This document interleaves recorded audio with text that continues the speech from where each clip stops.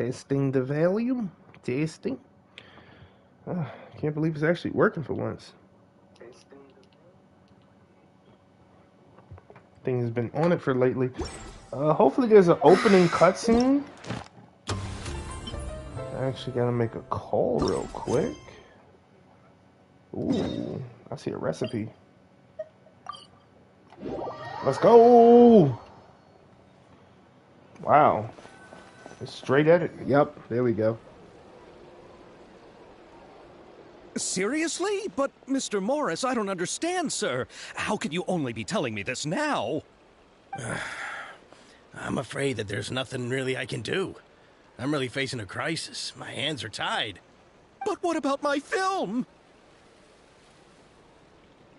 Well, I'm afraid you'll have to come up with something on your own.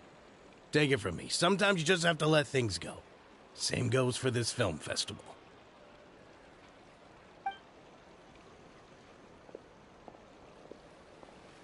Oh. Hey, isn't it Xavier? So he's back in Fontaine now. Xavier! Oh, why, if it isn't the dear Traveler and Paimon. I really didn't expect to bump into you here at this time.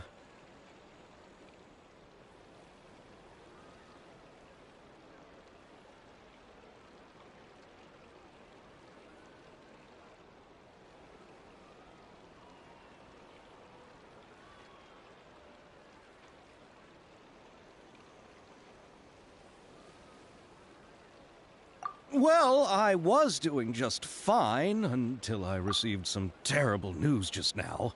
The investor I was working with for my upcoming film has fallen upon some hard times and is no longer able to provide... Can't you just find a different investor? Unfortunately, that's not how it works. We had signed an agreement specific to the Fontanalia Film Festival, stipulating that I cannot work with any other investors until the festival is finished. The Fontanalia Film Festival? Alia Film Festival? Fontanalia? Oh, is this your first time participating in Fontaine's Fontanalia Film Festival? Then allow me to fill you in. The Fontanalia Festival was established to commemorate the legendary Loch Knights, who went on a quest to search for the Oceanids, and eventually welcomed the Hydro Arconageria. The holiday is deeply connected to the founding of Fontaine, as well as its unique laws and trials. It's one of the most important festivals for this nation. Of course it is. But what's with that weird expression on your face? It's like you're trying really hard to remember something. Use my pie bod. I was just trying to recall the exact description from the books, in order to avoid any unnecessary arguments over semantics. I usually try to recite things straight from the source. Well, either way, I'm the same way. gets it now. It's just like the Windbloom Festival in Mondstadt, and the Lantern Rite in Lille. Yes, those are festivals of a similar variety. Who doesn't like a good festival? And just like those of other nations, Fontaine will hold a plethora of events around this time each year. To commemorate the Loch Knights, people will imitate them by putting on special costumes, raising golden cups, and going door to door asking for pure water.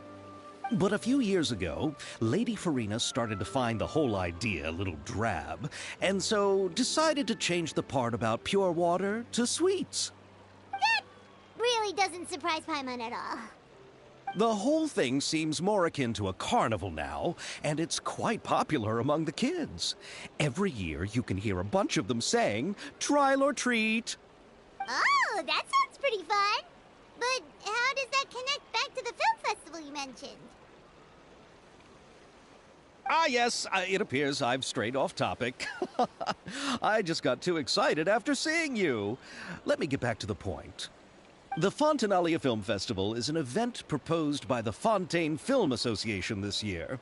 Now that film technology has matured as a medium, it's the perfect time to introduce more people to the art form. During this time, people may submit films to be evaluated, and the entry with the highest score will be given the Farina Award by the association. The what award? The Farina Award.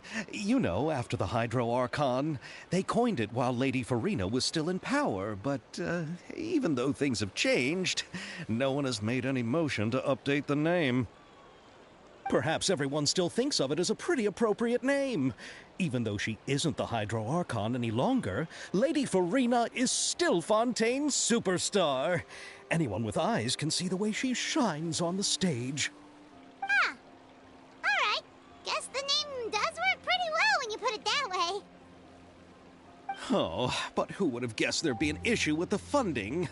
How will I ever explain this to Miss Chiori? Not to say all the other actors who traveled all the way here from Inazuma. Chiori? Sounds familiar. Where have we heard that name before?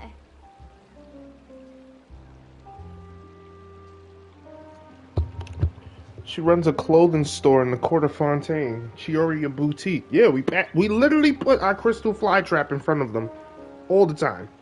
Yes, that's her. I asked her to oversee the event's art direction, including the design of the actors' costumes and appearances. Oh, Paimon remembers now.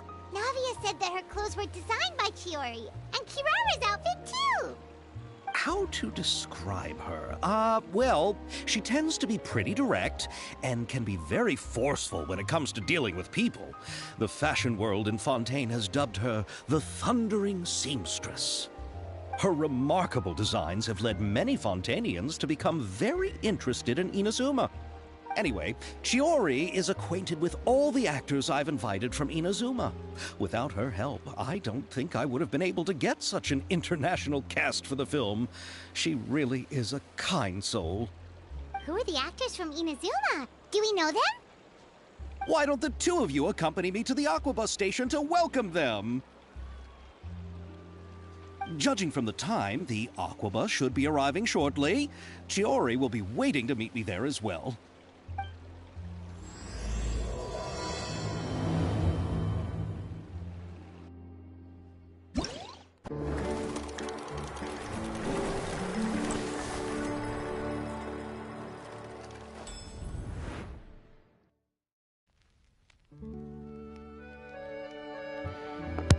Always love the intro they give whenever it's like a new event. Look at this. This is beautiful.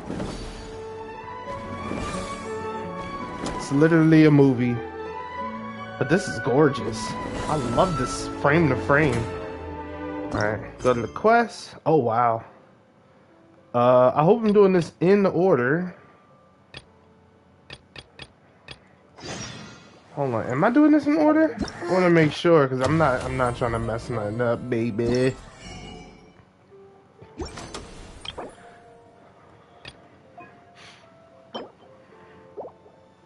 I've helped so many Melozines. I was getting this sword. Like what? Sparkling magic tape. Yeah, probably something super valuable if the Melozines is like, yeah, we didn't know what it was, so we was gonna throw it away, but that guy wanted it, so we gave it to him. Like, what?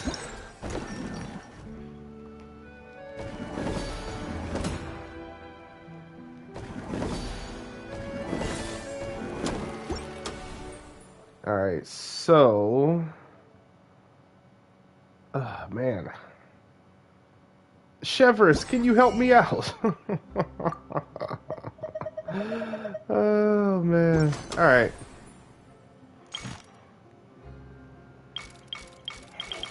Let's, oh, it says go to quest right here.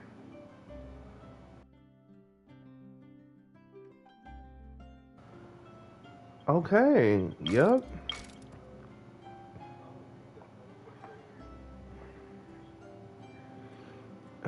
So this must be the right thing to do, not wait, what? Into the frame.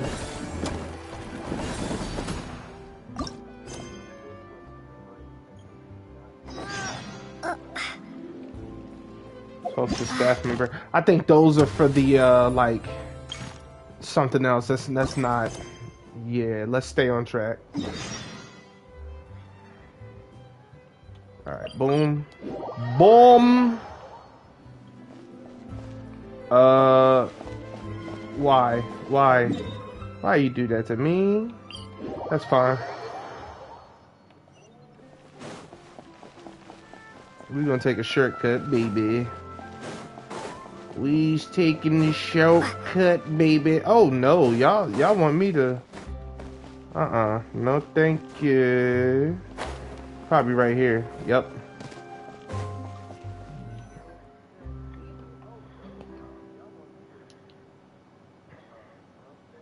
Ooh, the shoes. What the heck? When do you come out? Miss Chiori? Yep. Remember you from the talk with trailer. the investor sure went fast. She is The unamused. Aquabus hasn't even arrived yet. Oh? And who are they? Allow me to introduce you. This is the Traveler and Paimon. Pleased to meet you. Likewise! We've heard the owner of Chioriya Boutique is a skilled seamstress, so it's a real pleasure to finally meet you in person. The way Navia's wardrobe comes together is exceptional. Why, thank you. I strove to create an outfit that matched her high social station as the demoiselle. So tell me, what happened? I can tell the conversation didn't go quite as expected. Oh. Well, it's like this.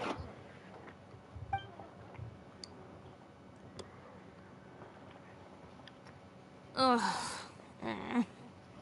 I know, Chiori, you don't have to say it. You did remind me that this investor was a little bit sketchy. Yes, there's no doubt about that. But how could I pass it up? He offered me twice as much as the others. And therein lies the problem. Yes, but just put yourself in my shoes. After obtaining such an excellent script, it's only natural that I would want to make the most of the film. The budgets that the others had proposed were nowhere near enough. It's difficult to find someone willing to front such a large amount of mora, so... Don't be sad, Xavier. We might be able to help scrounge up some more together for you. Yeah. Oh, thank you, Paimon. That means a lot to me. But the cost of the film is staggering. I'm afraid that any mora we can scrounge together in a short amount of time won't even be able to cover the actors' fees. We need to move on. What's happened has already happened, and there's no changing it. But now's not the time to give up. What? You're saying that you have a plan? No, that's not what I mean. Oh. I'm simply saying I wouldn't give up just yet. The actors I recommended aren't just after Mora after all. She screams Geo to me. She's Geo, right? She's another Geo? I wonder what they would do with her. After seeing Navi, I wonder what they would do with her. Oh, that... Yeah. Oh, okay, Yoi Mia. Really? Then where do you That's live? right.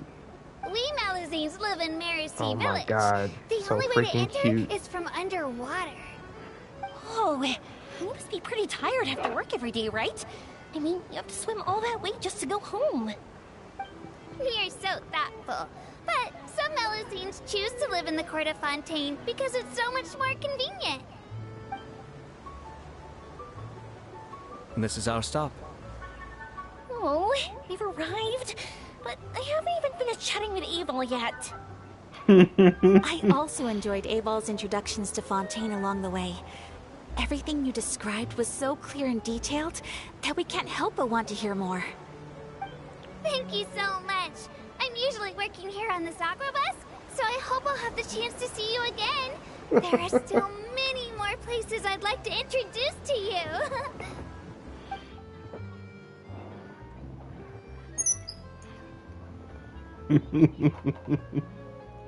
Welcome to the Court of Fontaine. Chiori, you sure have changed a lot. This is the first time we've seen you since you left Inazuma. I haven't realized it's been so long. I was in such a rush when I left that I didn't even get to say goodbye. Right. Thank you for extending the invitation, Mr. Xavier. I'm looking forward to a fruitful trip here in Fontaine. It's an honor to have the head of the Kamisato clan visit us. So they're who you meant when you said you had actors coming from Inazuma? Oh, Yeah. it's the Traveler and Paimon. It is. How are you? Wow, what a coincidence!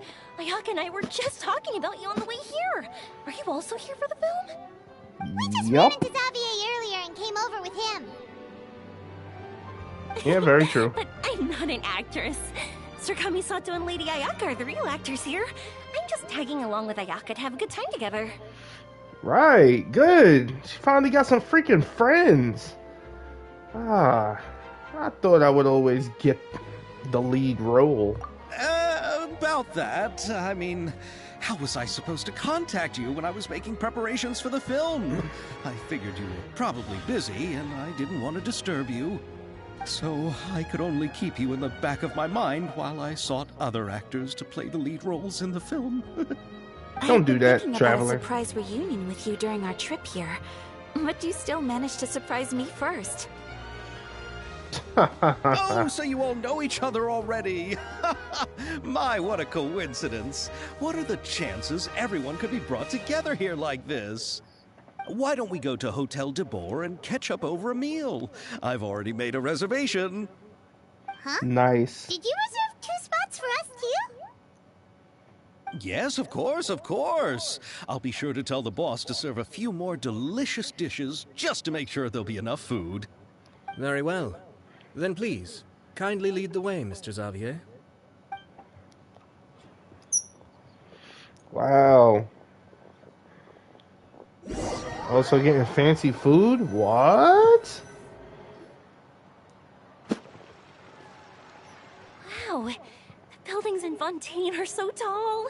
Just look at how big they are. And there's the fountain that Aval mentioned earlier. It really is a magnificent sight. And look at that huge spinning sphere. Where does it get its power? Wait a sec. Could it be one of those clockwork mecha we've heard so much about? Nothing like being a tourist, I tell you. Everything's new. This is nothing better.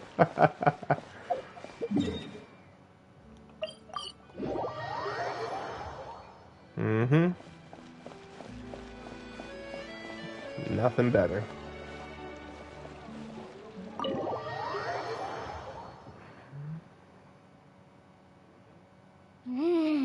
So this is what food from Fontaine is like. Yeah. Sure is different from what we have in Inazuma. How should I describe it? It seems like you have to go through a lot more steps to make them. Yeah, And the flavor there's- has many layers too. Yes. When I first went to Inazuma, I actually thought the food there tasted a little too bland. It took some time for me to get used to it. Let's get back to the purpose of this trip for a moment, shall we? How have preparations for the film been coming along, Mr. Calm Xavier? down, Ayato. Well, I've already assembled most of the film crew, a lighting specialist, a prop manager, and a costume designer. I've also bought the copyrights from the novel's author. Oh, it's called The Two Musketeers, right? I read the script you sent me on the way here. The story is pretty good. Originally, I was planning to start filming as soon as Sir Kamisato and Lady Ayaka arrived in Fontaine, but I'm afraid I've run into a bit of a problem. What is it? It has to do with the film's investor, Mr. Morris. He suddenly informed me this morning that he's encountered some financial trouble and will be unable to release to me the amount of funding agreed upon. It's said that Fontaine's legal system is well developed. If he has violated the contract, then can't you simply take him to court over the matter? Well, I'm still more concerned about filming. Even if I were to take him to court, I'm afraid it would take months before the case could even be heard. Then, is there a way we could raise funds ourselves to solve the problem? I've considered that option too, but unfortunately, it's difficult to gather such a large amount of mora on such short notice. Besides, we have to consider the film festival's submission deadline. Mr. Xavier, if Ayaka and I were willing to perform for free, would that resolve the problem you are currently facing? What? No, out of the question. To have you come all this way just to act for free? Oh, no, that won't do. There's no need to worry, Mr. Xavier. You can hear in his voice, he's My like brother about to and I cry. had Like, are actually you intended kidding to me? work for free after receiving your invitation. Inazuma has only recently reopened its borders, and needs to strengthen its relations and cultural ties with other nations. We didn't have many collaboration projects with Fontaine in the past, so we hope this trip would serve as a good start for the future. Indeed. Nice. You could say that's the real reason why the Ashiro Commission agreed to come to Fontaine. I understand, but having you two act for free just doesn't seem right. Not at Fine, all. bro. While we're officially here to conduct a cultural survey of sorts, we must express our sincerity if we want to establish formal cultural ties with your nation. This film will serve as proof of friendly cooperation and cultural exchange between Inazuma and Fontaine. Nice. It's my hope that the film can be finished and released as smoothly as possible. If you still don't feel comfortable with this arrangement, I would also be more than happy to be introduced to some other renowned individuals in Fontaine's literary and artistic circles. All right, I'll do as you say. Thank you so much.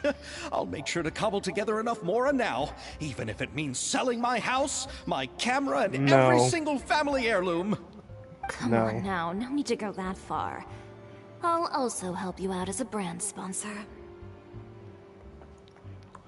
We can help too. Me too. Even though I didn't bring much more to spend on this trip. No, it's still better than Yoimiya. nothing. No. I'll spend my You mora. are too kind, all of you. I really don't know how to... Ew. All right, enough about that. Now that we have Xavier's savings, my support, and 2 leads who are willing to act for free, I think we will be able to make this happen. She is Geo. I see the vision. So, instead of Mora, you'll help with filming and production. Oh, but how can we help with that? We don't know much about making a film. All right, pull yourself together, Xavier. Tell us if there are still any open positions left among the crew. All right. Let me think. We still need a camera operator, a clapper loader, and someone to manage logistics. I originally wanted to personally serve as director, but I've been too busy working as the producer. So the positions of director and director's assistant will also need to be filled. Paimon knows what the director and the logistics support person do, but what's a clapper loader? The clapper loader is responsible for using the clapper board to record and organize the information of each shot when the camera operator begins shooting. The work requires both patience and careful attention to detail. The editor. Clapperboard? Oh, you mean the thing they hold that goes clap whenever they start filming? Oh, that? Yes, that's right. Are you interested in that job? For sure! Paimon's always wanted to try that. All right, then you'll be our clapper loader. I can find someone from the store to help with logistics. I What do never you knew think, that's what the Xavier? name was. Well, fine by me. As for our camera operator, I was thinking of letting the Traveler take the role. Oh, she's great when it comes to using a camera. Paimon can't even count how many things we've taken photos of during our journey. That is true. Yes, that's also what I was thinking. I noticed the Traveler had an eye for photography and composition when we worked together previously. I'm sure True. that's due to the traveler's journey across Teyvat and all the places they've seen. After so many adventures, using a camera must be second nature by now. That You is say, true. Traveler? Actually, Are you interested in the job? you know what? Lights, camera, action. Thank you. It really means a lot to me. Come on, friend. Let me give you a big warm hug. I think we'd better get to work. So all that Clever Yo. has to find is a director and an assistant. I love Xavier. Me? I want to be the director's assistant. All we need to do is help the director, right? I I can handle freaking love that. Yoimiya. All right, then all we need is a director. Oh, all the well-known directors in Fontaine are probably also busy working on their own films these days.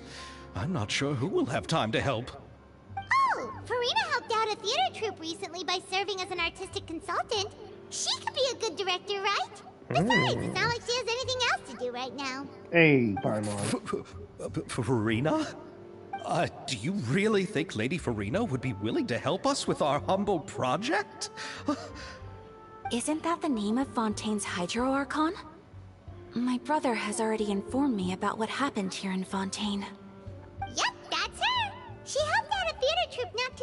and now she's taking up work as a director. Nice. Well, Good for Farina. I saw that musical. Her performance was perfect, and the storyboards were also excellent. Don't let her form or identity intimidate you. She's the best candidate we can think of right now. You'll never know until you give her a shot. Fine. You're right, Shiori. I'll do anything for the sake of my film. Anything! Then I'll have to ask the Traveler and Paimon to show me the way to Lady Farina's residence. I just hope she'll agree to help. Do you need us to also come along? No, there's no need to trouble you with this. Besides, you've just arrived in Fontaine, and I'm sure there are many places you would like to visit. Just leave this task to me. It's part of my duties as the producer. Very well. Then we'll be waiting to hear the good news. I'll go with you. By the way, you might want to consider bringing a gift. And don't worry, we won't simply drop you off at Farina's place. We know Farina pretty well by now, so having some familiar faces there should help your chances. Besides, the whole thing was our idea in the first place. All right, then I'll start making preparations. As for the gift... Cake. A gift for someone who was once seen as the Hydra Oricon. I wonder what she would like. Cake. I recall that Lady Farina once fancied a clockwork ring, so perhaps I should get another exquisite clockwork contraption for her. Huh?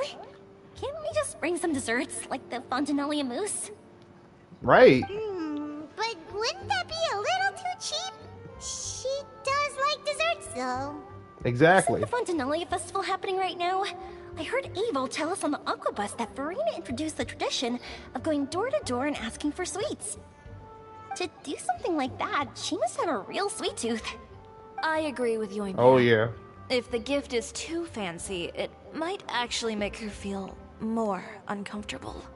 Mm-hmm. Let's go buy some Fontanalia mousse. Oh, the transition is smooth.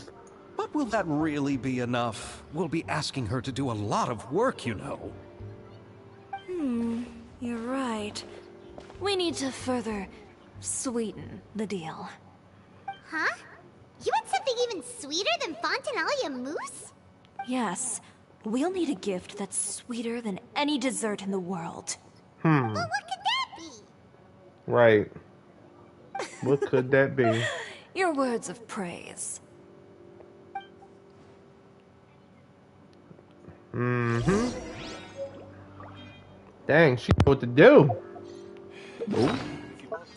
We got a recipe. Bruh, for a second I thought that was us standing here. I like glimpsed. Hold on.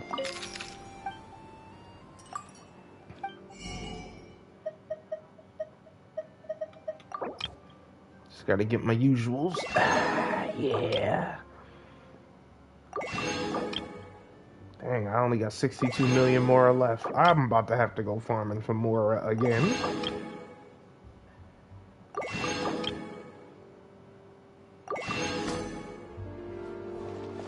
My expenses are too much. You go ahead. No need to worry about us. Oh, I hope Farina will like the gifts we prepared. Oh, and if you still think we should get something else for her, just let me know. I should be able to make some fireworks. She actually might like the fireworks. Oh, man. Do they do fireworks in Fontaine? Looking forward to the good news. Okay. Okay. Sato Ayato. Okay. Nice stuff. Wait. Is it above again? Actually, it's below.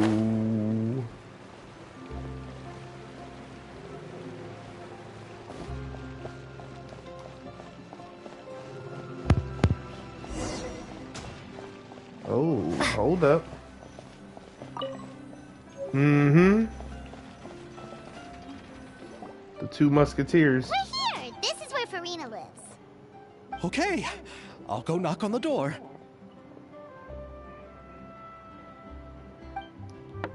I haven't done her story quest, so I'm hoping after her story quest we can actually visit more.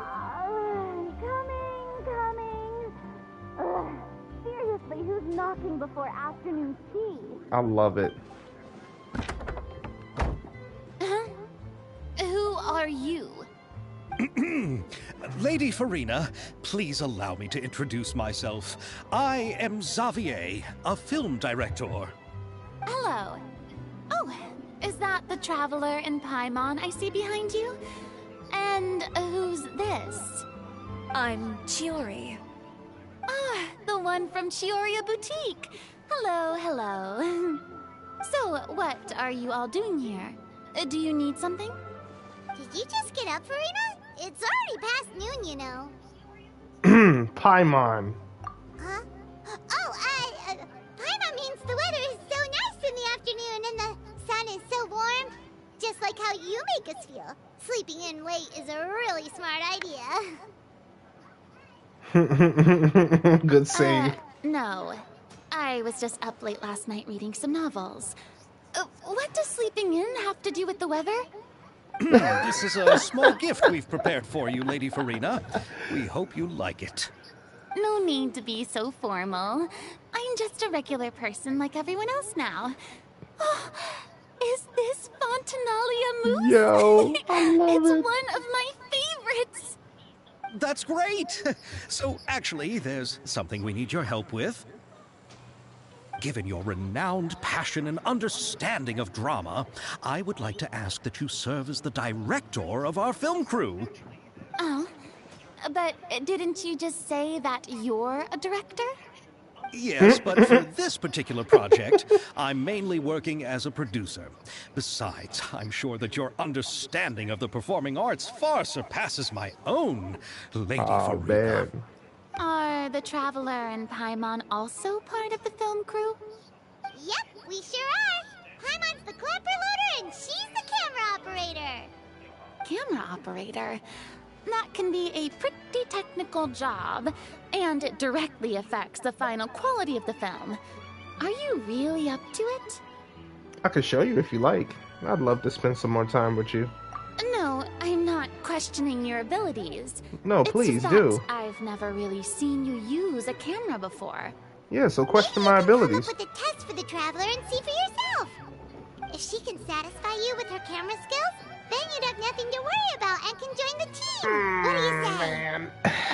You sure are getting better at rolling with the situation, Paimon. Oh, I do wish to see how skilled the Traveler really is with a camera. All right, how about this?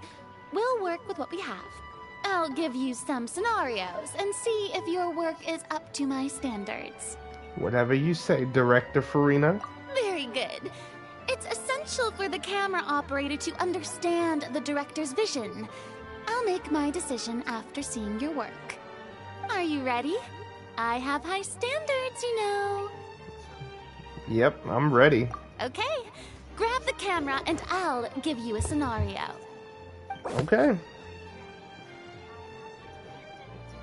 All right, start shooting.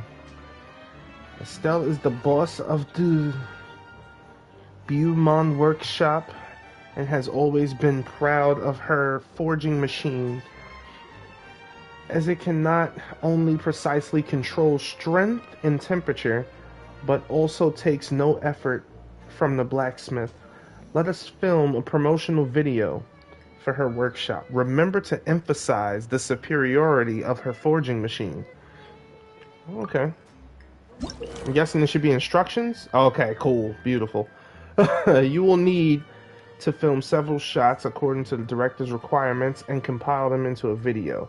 Camera positioning is key, and you should ascertain the camera position requirements beforehand. Okay? When filming, there will be narration requirements such as... Oh, no. Select the most suitable narration according to the story. Got you. Try to satisfy all the director's film requirements after selecting the most suitable choices for all the camera positions and narrations. You may begin filming and see the results. Okay.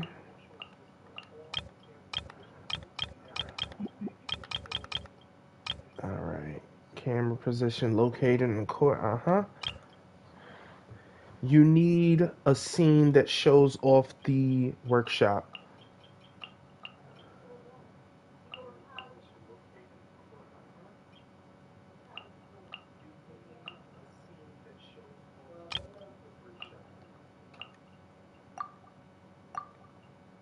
Located in the Court of Fontaine. Workshop is a weapon shop that utilizes a forging machine. It's a promotional video, so we'll go with that.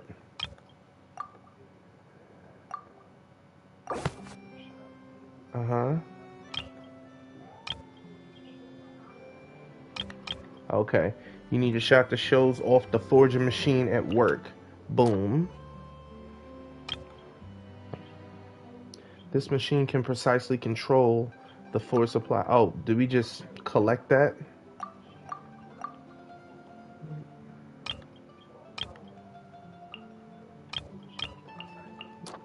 Oh no, we can't. Shows off the workshop. Boom. Boom. You need a scene that shows off the atmosphere of Estelle's. Huh.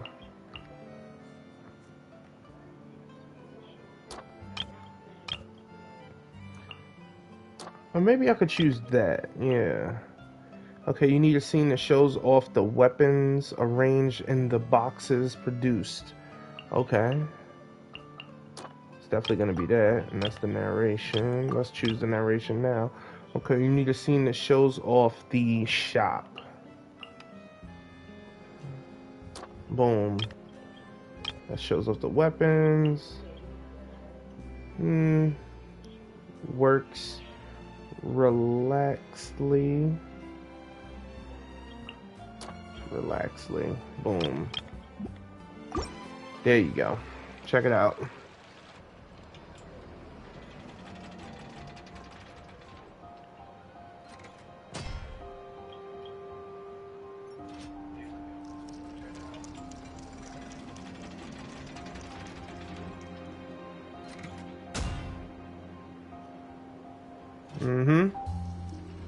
Okay.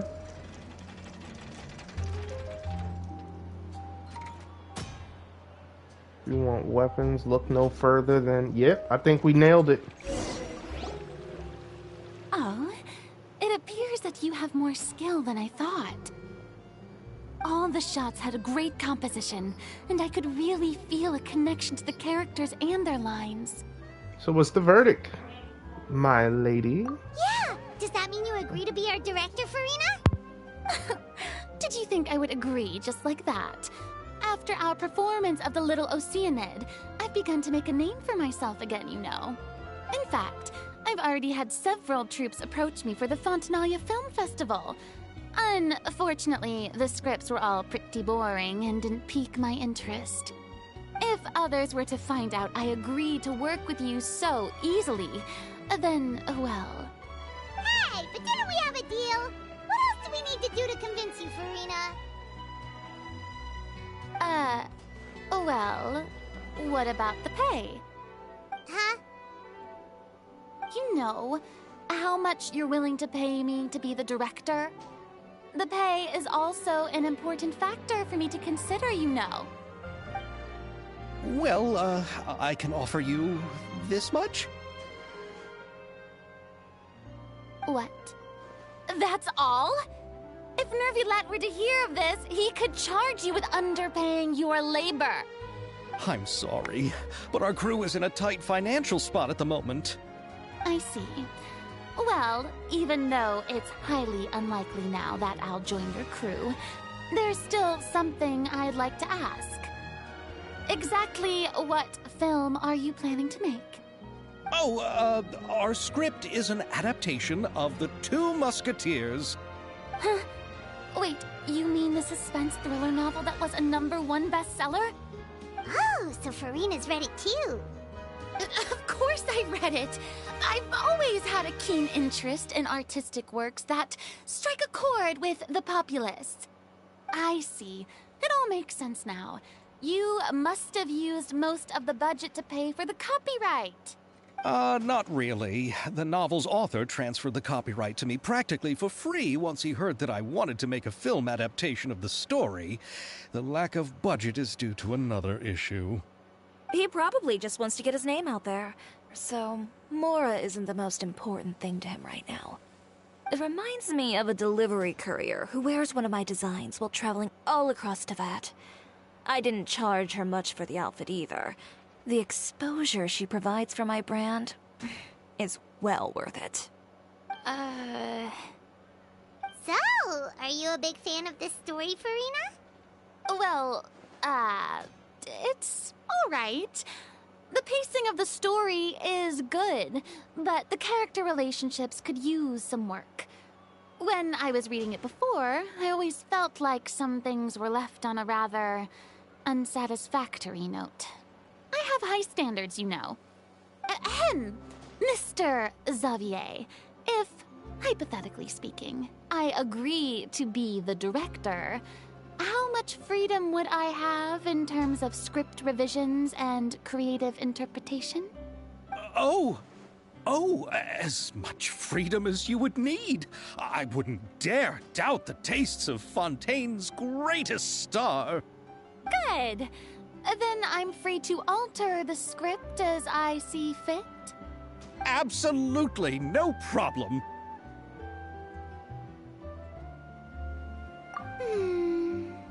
All right.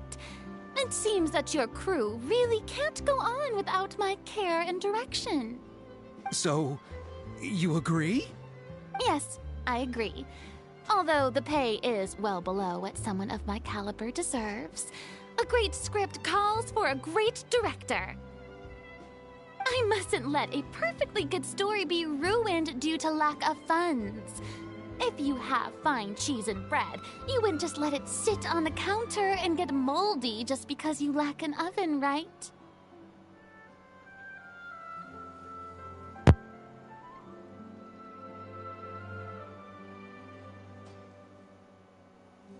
Oh, Hydro Archon above! I'm not dreaming, am I? Somebody pinch me. There's no more Hydro Archon, you know. And it's still a little early to celebrate. There's a lot that goes into shooting a film. Although the trickiest tasks of finalizing the script and casting the actors have already been taken care of, we'll still need to reserve filming locations. Not to say set up lighting and props. And by the way, since we'll be filming The Two Musketeers, we'll need to find an action choreographer. Ideally, a professional who has actual experience with muskets. Okay, it's working yes, now. I've thought about this as well. I was hoping that you might know someone who could handle the job. She is brighter than a star. Me? If this was before, I could have simply asked Florand. But it's already been some time since I last talked to her. Navia can also use firearms, but unfortunately, her style is quite different from that of the characters in the story. Could we ask the Special Security and Surveillance Patrol? Oh, you mean the Special Patrol's Musketeers? Yes, that's right. They work with muskets every day. I can't think of anyone more qualified than them. They would be under Nervilette's jurisdiction. Unfortunately, I, don't have any connection with them at all. That's alright. So, in the end, we still have to start by talking to Nervilette. No need to go to all that trouble. I know their Captain Chevres. Oh. Oh, you do? Wait, Chiari, how do you know the captain of the Special Patrol's Musketeers? No particular reason. Running a business means dealing with some trouble from time to time, and she's helped me out on a few occasions. Nice. In return, I've helped her handle a few situations in which the Special Patrol couldn't get involved directly. So, we've gotten to know each other over time. So you're saying there's been times when the Special Patrol needed a fashion designer to handle a situation? Your work is becoming more and more mysterious. It'd be best to keep it that way. Anyway, enough about that. What I'm do waiting y'all to see think her about story asking the now. Captain to be our musket action choreographer? She sounds professional enough. She is a captain after all. I have no objections. But I imagine the Special Security and Surveillance Patrol must be busy with their duties. Do you think she'd really have time to help with shooting a film? And then there's the issue of pay. Well, it just so happens that she's also not the kind of person that's just after Mora. As for whether she has time, I'll have to go and ask her first. Then I'll leave that to you. Macaroni's on sale today, so I've got to go. You can just tell me how things went when we discuss tomorrow's plan later. No problem. Having Farina join feels like a big boost to our team. Of course. Just wait until the day of our premiere. You'll witness the true power of my name in these lands. You'll be so glad I agreed to help. I can guarantee that even the standing tickets will be sold out. I'll be sure to ask some people I know to see if they'd be willing to act as extras. Seems like you're finally getting more comfortable with your own reputation now. I didn't ask for the Clapper Loaders commentary, Paimon. I can't wait to see our film's premiere. Then let's get going. I happen to know where Chevrolet is today. By the way, I'm curious. If my pay is so low, then what about our two lead actors? Didn't they travel here all the way from Inazuma? Actually, they told us that they see the trip as part of a cultural exchange, so they didn't ask for any pay. What? So is every person into that who doesn't want money gathered here to shoot this film? Don't tell me Chiori isn't being paid either. Farina's starting to feel out of place. I already knew Xavier from before, and he's also agreed to give my brand some good exposure. It seems the gods have really smiled upon you, Xavier. And that certainly doesn't include me, mind you. Just like, yeah, please stop calling me a god. Farina.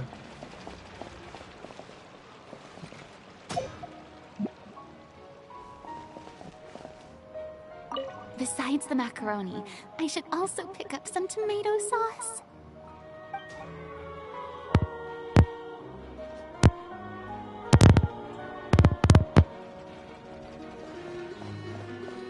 What you should do is let me pay for everything.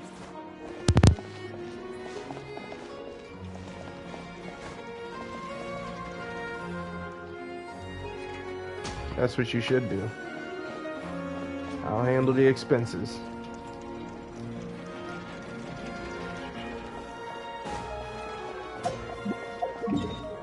Alright, where are we heading to? I hate my mic. I really do.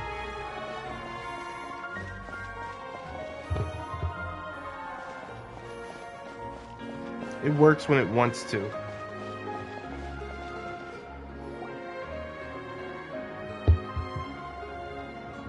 All right, this is the place. But where's the captain? There's hardly anyone around here. She's over there. The one with an eye patch reading in front of the newsstand. Oh, her! Paimon could tell there was something different about her. She seems kinda intimidating. Please wait here for a moment. I'll go fetch her. She's working now, so you might not want to get in her way. Working? But isn't she just standing there and reading a novel? It's probably undercover or something. I don't know. She's probably watching someone, actually. Alright, let's see what happens then. Shiori sure is a mysterious person. She claims just to be a fashion designer, but she knows all these powerful people. She's like Diluc. The court of Fontaine isn't particularly tolerant of visitors from overseas, so it isn't easy for a foreigner to promote their brand here. Even more so in the competitive world of fashion. Even a local like me just trying to make a film has to face all kinds of challenges. So I can only imagine what Chiori has been through to get where she is today. I'm sure that having more connections has definitely worked in her favor. Reading on the job? Detective novel. One main character? No. Multiple. Branching storylines. I see. How's the plot coming along? One of the main characters is about to make a choice that will affect the rest of his life. I'd wager he's going to make the wrong choice.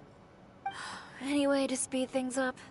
There's something I need your help with. You know that doesn't depend on me. It all comes down to what the character chooses. Wow.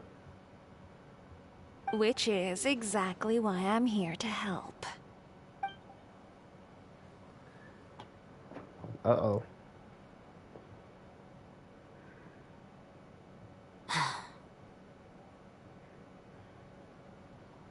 She was talking in code the whole He made the time. wrong choice in the end. Halt! You didn't see her standing there? Huh? What's going on? Hand over whatever you're holding. Oh, it's just a book. I didn't buy anything else. Then I'm sure you wouldn't mind letting me have a look. Excuse me, officer. I don't mind you standing around here, not purchasing anything, but I'd prefer if you didn't disturb my customers. It's bad for business, you know. Don't give me that act. You won't Is be he able to get off selling so easily either. synth? I am Chevras, captain of Fontaine's Special Security and Surveillance Patrol. I will say this one last time. Hand over whatever you're holding at once. And before you do anything unwise, let me remind you that I'll have you on the ground before you can even think about making a run for it. All right. I'll give it to you. But please let me say something first. If there's any contraband in that book, then the shopkeeper here is the one who slipped it in. I don't have anything to do with this. Why, you Wow. tried to leave me on the hook, huh? You were the one who said you Wow. wanted it. Save it for the interrogation room. Take them away, Letelier.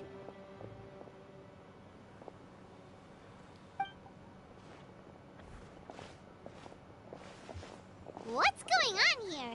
One second you're reading a book and the next you're escorting people away. And who are... Oh! Aren't you the traveler who's been all over the papers recently? Chiori, I'm assuming what you wanted to ask me about has to do with them, right? Maybe I can let you in on what's happening then. Now that Vacher has been brought to justice, no new shipments of synth will be made and distributed to sellers. The Fontaine guards have been busy collecting the remaining synths still circulating on the market. Thanks to a tip from our reliable source here, this should be the very last batch. Oh, Nice. so you were pretending to read a book in order to catch the bad guys. Oh, Paimon almost forgot to introduce ourselves. Paimon is Paimon, and this is the Traveler and Xavier. Hey, I'm Chevras. You probably already heard me introduce myself, so I won't bother repeating it. Why don't you just arrest them straight out? Yeah. Why didn't you make a move as soon as you had the She chance? probably wanted to see the Are contraband. you worried that my intel wasn't accurate? No, I wanted to see if the shopkeeper would turn himself in first. All he had to do was come up to me and say that he didn't know where the synth had come from. If he did that, then I wouldn't have had to press charges on him. He had the whole day to turn the synth over to Chevras. But instead, the moment I came up and blocked Chevras' line of sight, he took the opportunity to sell it off. Yep, he made the wrong choice, even though the right choice was right there in front of him. But you Wow. knew they wouldn't make the right choice. Yeah, I knew. I was just hoping I'd be wrong for once. Enough about that, though. What did you want to ask me Definitely about? the Luke. Oh, you see, it's like this. Yo, these transitions are so freaking butter. The two Musketeers. You certainly have a good eye for a story. So what do you need me to do? Just be the action choreographer for the actors? Yes, that's right. I want to make sure we get all the details right. I want the actor's posture and understanding of firearms to be as realistic as possible. However, I'm afraid this work will require a bit of your time, since you'll have to be present whenever we're filming. Also, as for the pay... No need to say any more. I'll join. Huh? Just like that. Yo, the gods really are smiling down on Really? Xavier. You're willing to help us with our humble film project? Sure, it's no big deal. As I said, we've wrapped up our investigation here, so I don't have any other tasks on my plate for the moment. Besides, I personally really like this novel. I even have the collector's edition at home. Stories where justice prevails over evil never get old for me. Then we've got a deal? Yes, I'll see you on set tomorrow. All right. Oh my! I can hardly believe it! I should tell Lady Farina immediately. Oh, and I must tell the prop manager and lighting technician to get everything ready. We start filming tomorrow! She is unamused. That's definitely Diluc. The film is going to take more than just a day to finish. Still, I should also head back now and start preparing the actors' costumes and makeup. You do your thing, girl. Makes me wonder, Traveler, did she design... Please stay for a moment. I have something to tell you. Then I'll take Xavier back. Poor thing. He's so excited that he can't even walk straight anymore. I don't want to spend our first day fishing our producer out of the fountain. See you tomorrow. Yep, see you tomorrow. We'll keep it simple with her. No books? Get off of that, I mean.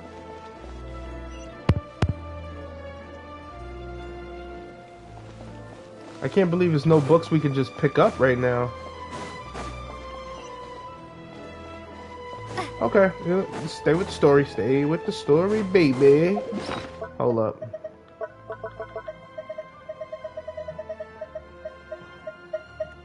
It's right there in my face. And we'll have some fish and chips, why not?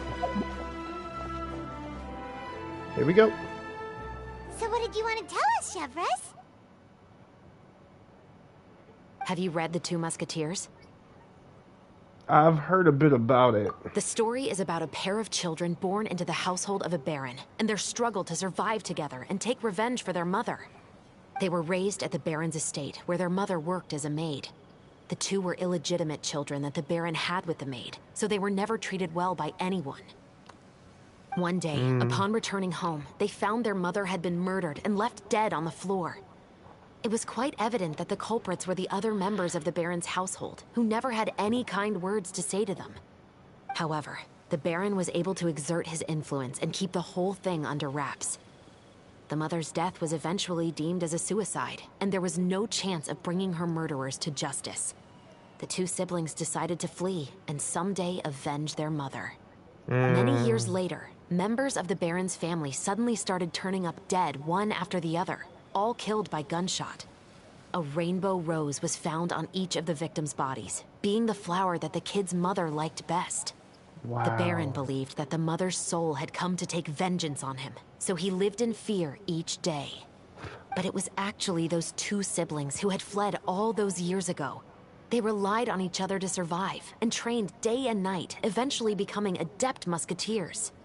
They used all of their abilities to collect evidence and clues before executing their plan and exacting revenge on the baron. Their actions let the truth behind their mother's death be known to all. That's quite an exhilarating story. Yep, the baron got what he deserved for his evil deeds, and justice was able to prevail. It was just the kind of story I enjoy.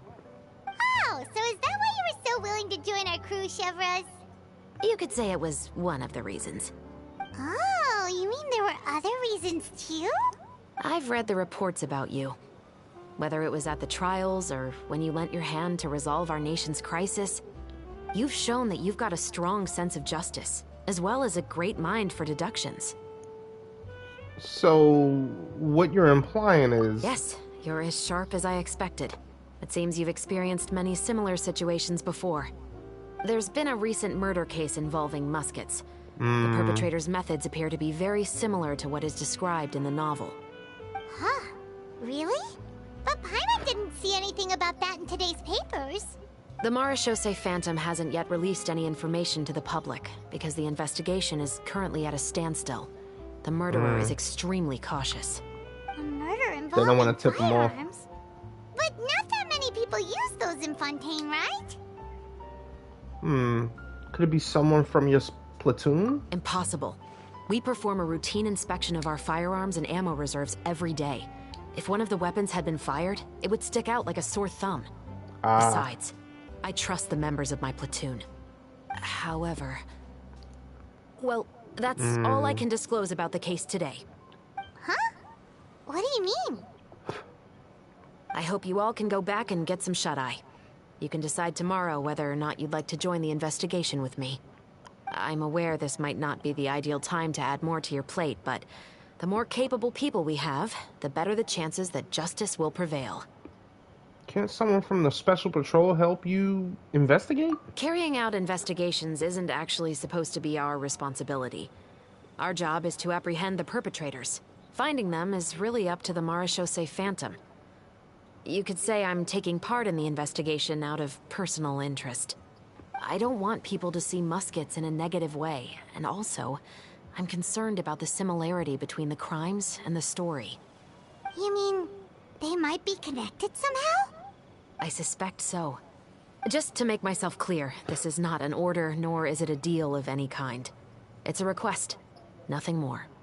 If you two have any interest in the case after we finish filming tomorrow and are willing to assist me, then I would be most grateful. She's so thoughtful. What do you think, Traveler? It's already been quite a day, but let's give it some thought for tomorrow. Yeah, you're right. Paimon's getting a little tired, too. We've really been hustling all day. You'd better head back and get some rest. It's good to keep a calm mind, especially when you're about to make an important decision. Otherwise, when the moment comes, you might end up like that shopkeeper and not even realize that the right choice is right there in front of you. What you...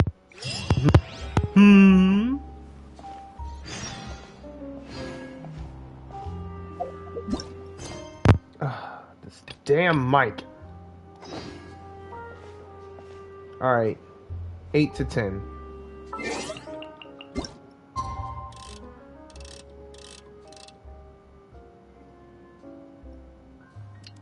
We're gonna let the time roll in on its own. That's what we's gonna do, baby. 5 seconds. It's finally time to meet up with everyone. Paimon even dreamt of making the film last night. If Paimon remembers right, we're meeting at Hotel de Boer. Let's get going.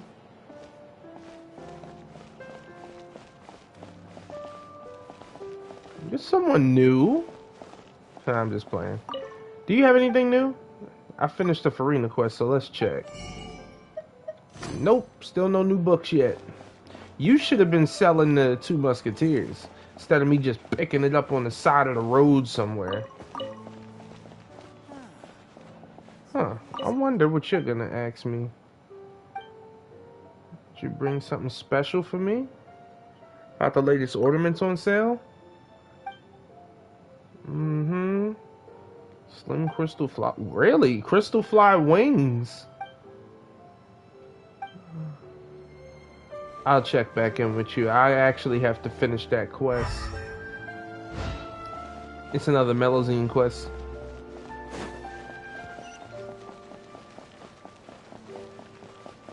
Oh, they outside waiting. We must have kept them waiting. Uh-oh. You're already here. Good morning. Xavier said yesterday afternoon went well. Yeah, and how about you, Ayaka? What were you up to yesterday? Right. After we split up, Ayato went to see Udex Nervillette at the Palais Mermonia.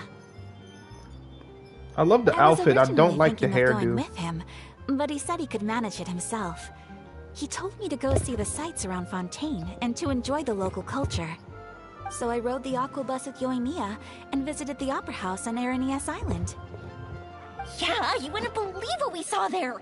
2 mechanical puppets that were dancing together. You've already seen them, right? Yep. The Dirge of Capellia. Yeah, those two. Amazing, aren't they? We sat and watched for quite a while. It was mesmerizing. Like we could keep watching them forever. Oh, it was the same for us the first time we saw them, too. Afterwards, we went swimming at the beach. Well, diving, to be exact. It was the first time I ever breathed underwater. I held Ayaka's hand and we counted down together.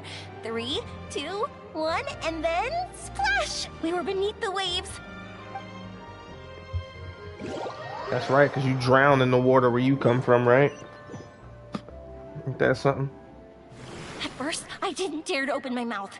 But once I couldn't hold my breath any longer, I decided to take a big breath in. Turns out the water wasn't as salty as I imagined. It didn't really taste like anything at all. Before I knew it, I was breathing like normal down there. It was an amazing feeling. Ayaka said I was too nervous and needed to loosen my grip. She got used to everything way faster than I did. Oh, yeah, it's beautiful. I knew that the Traveler could do it, so I had no doubt we could do it too. That helped me feel at ease as soon as we dove in. The underwater world in Fontaine truly is beautiful.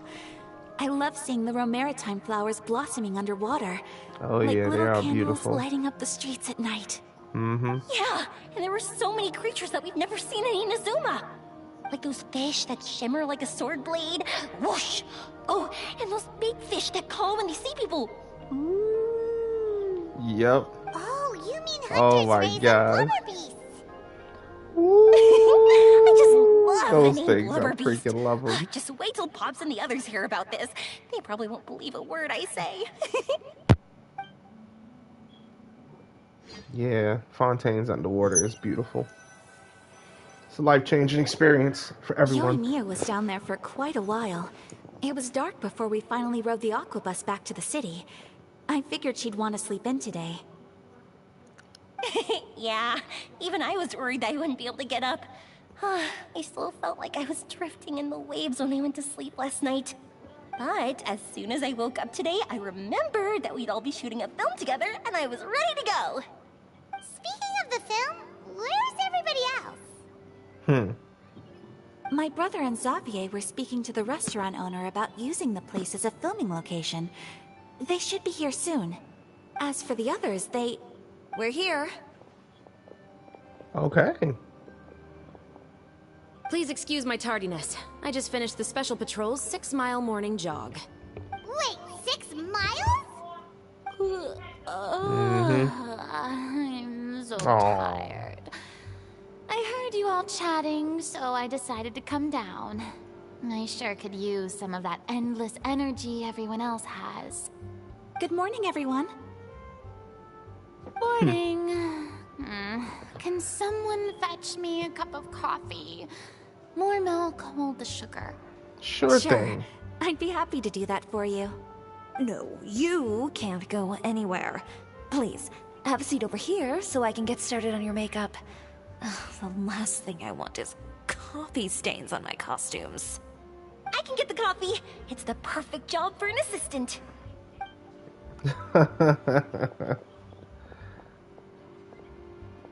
Calm down, Shiori. So much energy. Seriously, what's her secret? Oh, Yoimiya's always like that. But you sure look exhausted, Farina. It's because you're not used to waking up so early, huh? Of course not. I spent the whole night reading the novel from cover to cover, marking sections that either need to be omitted or adapted. She been working. Wow. Paimon didn't expect you to be so thorough. What? Well, I was the biggest star in all of Fontaine after all.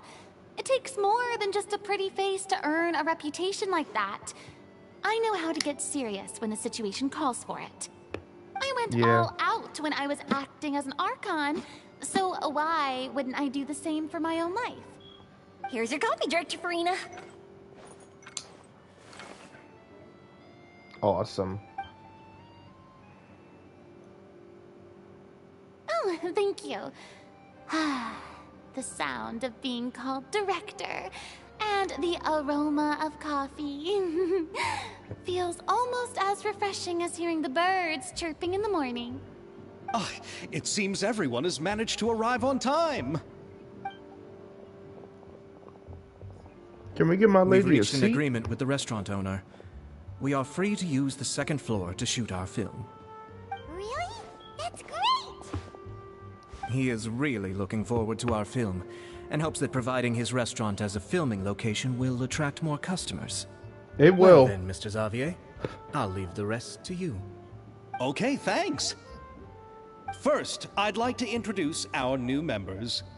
This is our prop manager, Veronique. She'll be in charge of all the film's props and items. Veronique. And this is Nice to meet Beno, you. our lighting technician. He'll be in charge of lighting and illumination to set up each scene's atmosphere. Very important. Sure feels like we have some real professionals joining the crew now.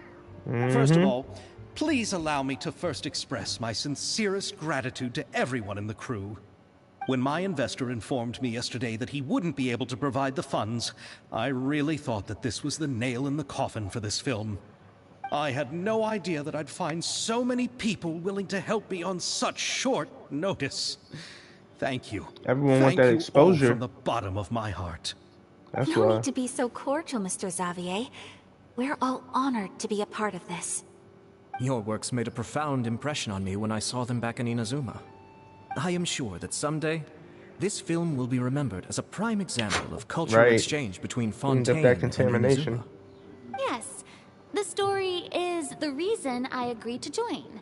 I can't bear to even imagine what this film would look like without the very best director. Anyway, I would like to make a promise to everyone that as the producer of this film, I'll do whatever I can to ensure that everything goes as smoothly as possible.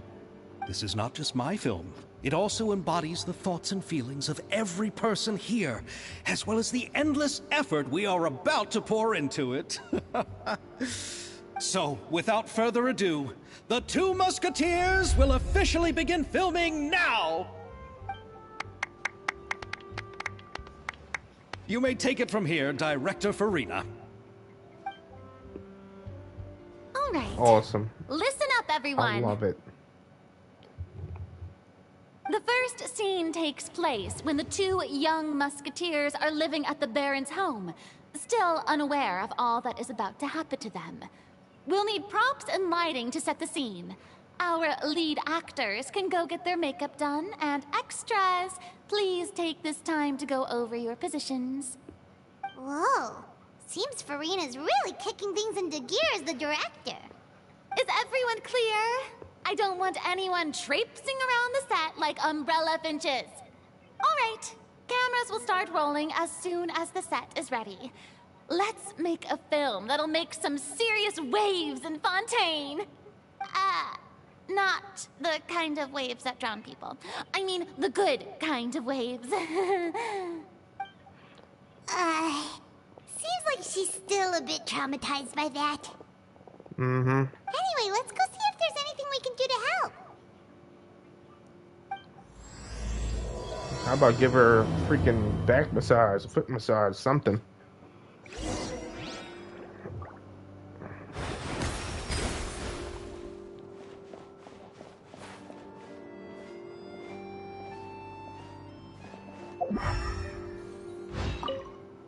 I don't need any help here. Why don't you try asking someone else? With you, Farina.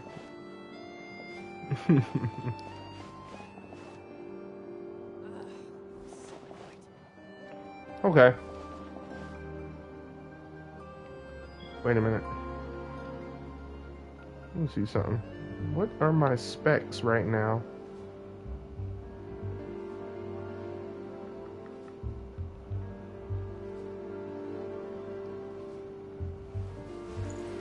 Because it feels like I am in 30 frames per second. Like, what the heck is going on? What's up, yo? You mean? How about here? A little more to the left. You got it. Hey, Yoimiya, do you need a hand? No, I'm fine. You know, doing the lighting is kind of like designing a fireworks show. It's interesting to imagine what kind of atmosphere the lights will create. I heard that the Traveler will be operating the camera and Paimon will be the clapper loader, right? Those roles are just perfect for the two of you. Are they? Really? Is that because it'll be easy for Paimon to hold the clapperboard while flying? Well, That sure, is there's actually that, genius. But that's not exactly what I meant. I just think that after all your journeys together, you two must have developed a super close bond and just naturally know how to work with each other. If I'm not mistaken, the director will want the cameras rolling as soon as the clapperboard goes clack. Yeah, well, you know, the clapperboard just gets edited out in the post-production. Oh, I see. It's amazing to see the magic behind filmmaking. Yoimiya, we need lights over there, too. Oh, on it! It helps the editor to I've know gotta get back scene to by work. scene. Chat with you later. Oh, it's exciting to see so many people working together to bring the film to life. That's what the clapper loader is, letting them know this is the next scene. Really getting into it. But she was right. We do have a super close bond, don't we? Of course. Paimon's really happy to hear that.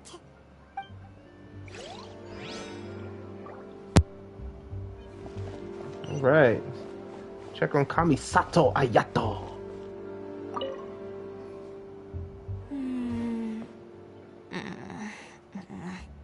Ayaka has mentioned you to me before. You okay, Chiori? She said that you two were great friends when you were kids.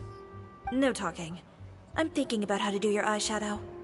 Ah, yes. To help me really look the part. To achieve a more young and naive look for this scene. Are you saying the wrinkles around my eyes are too deep? You just have too much of a calculating look in your eyes. You sure don't mince your words. It seems you really haven't changed much.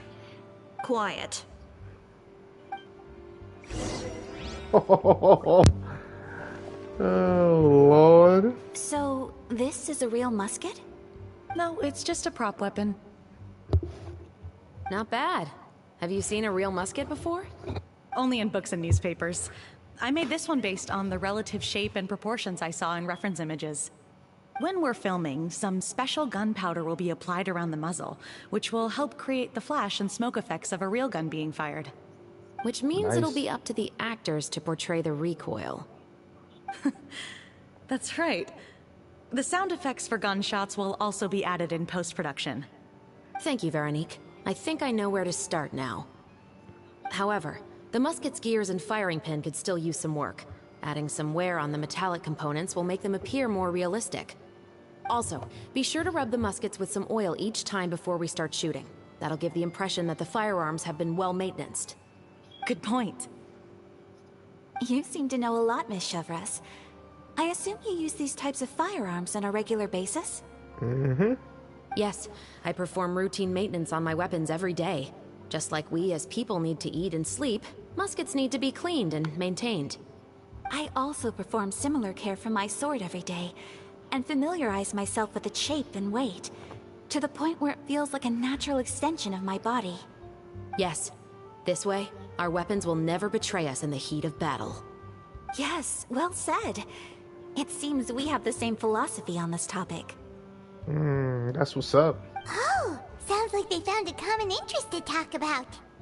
Though these props differ from the muskets I use, I can still give you some pointers. Good. I look forward to your instruction. First and foremost, never point the weapon at anyone, regardless of whether it's a real or prop weapon or whether you're holding it or it's on the table. This holds for any time when you're not actively engaging an enemy. Okay, understood. When aiming the musket, extend your arm so that it's level with your shoulder, and use your eye to look down the weapon's sights. Like this? Yo. Bad. Now, try saying your lines. This is the end of the road for you. Good. Now turn your Nice. body a little. That way, you'll give your enemy less of a target to work with. And relax your shoulders. Here, allow me to demonstrate. This is the end of the road for you. Of course. Excuse me, Miss Chiori. Director Farina, there's something I wish to discuss with you. Oh?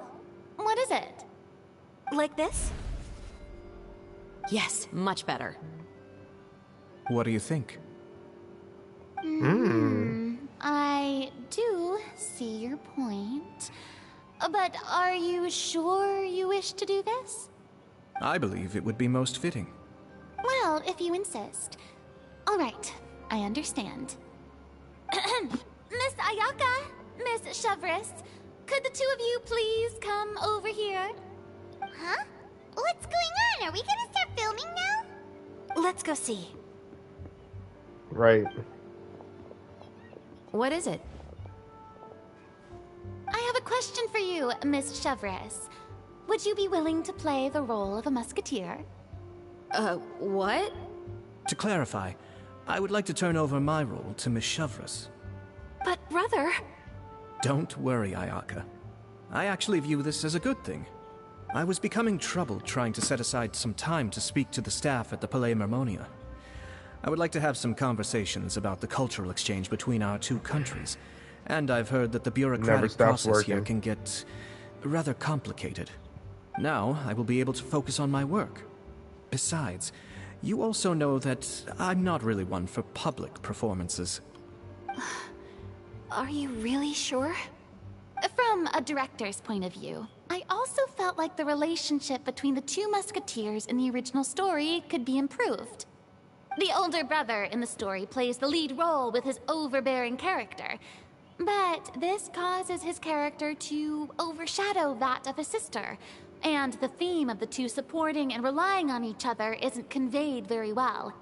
But if we were to change the siblings to two sisters of a similar age, then that aspect of the story might come through more clearly. Also, I've seen you instructing Ayaka. That cold and dignified personality is exactly what we need for the older musketeer. Of course, even with all these insights, the decision should still be made by Miss Chevris. Chevris mentioned that she really likes the story, right? Paimon bets that she'll take the role.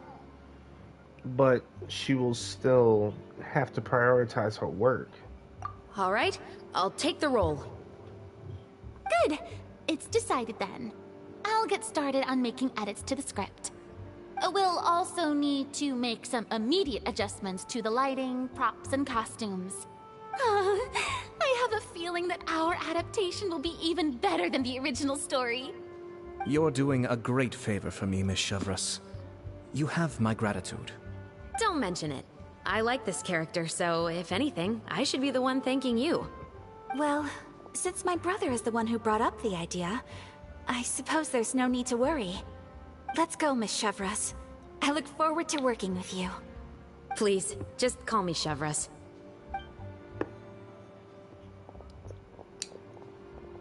Seems like you're really going out of your way to solve the problem I was having with your makeup. Surely you jest, Chiori. I assure you that I was mostly motivated by a desire to spend more time on formal business. Oh, come on. You really think I'd buy that? According to what I've heard from Ayaka, her brother is someone who can juggle 10 different matters at the same time. I'm sure you have other reasons for backing out. Perhaps. Ayaka always said she wanted to go out and see more of the world, just like the Traveler. But I feel that she needs not only to see other nations, but also to make some different kinds of friends. I think it would be harder for her to make new connections with me constantly by her side. I would like to give her some space. All right, go on. Spoil her some more. Ayato, it's too bad you're stepping down from the role. Paimon really wanted to see you act as a musketeer.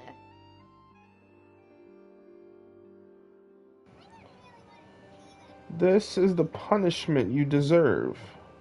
This is justice. No need to poke fun at me.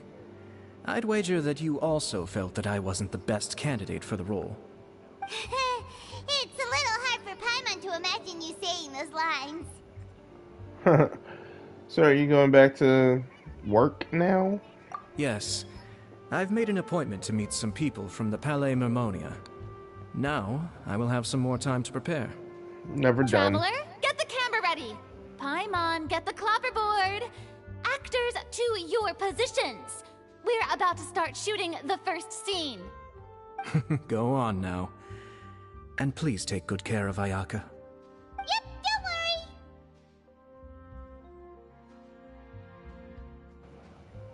You can count on us.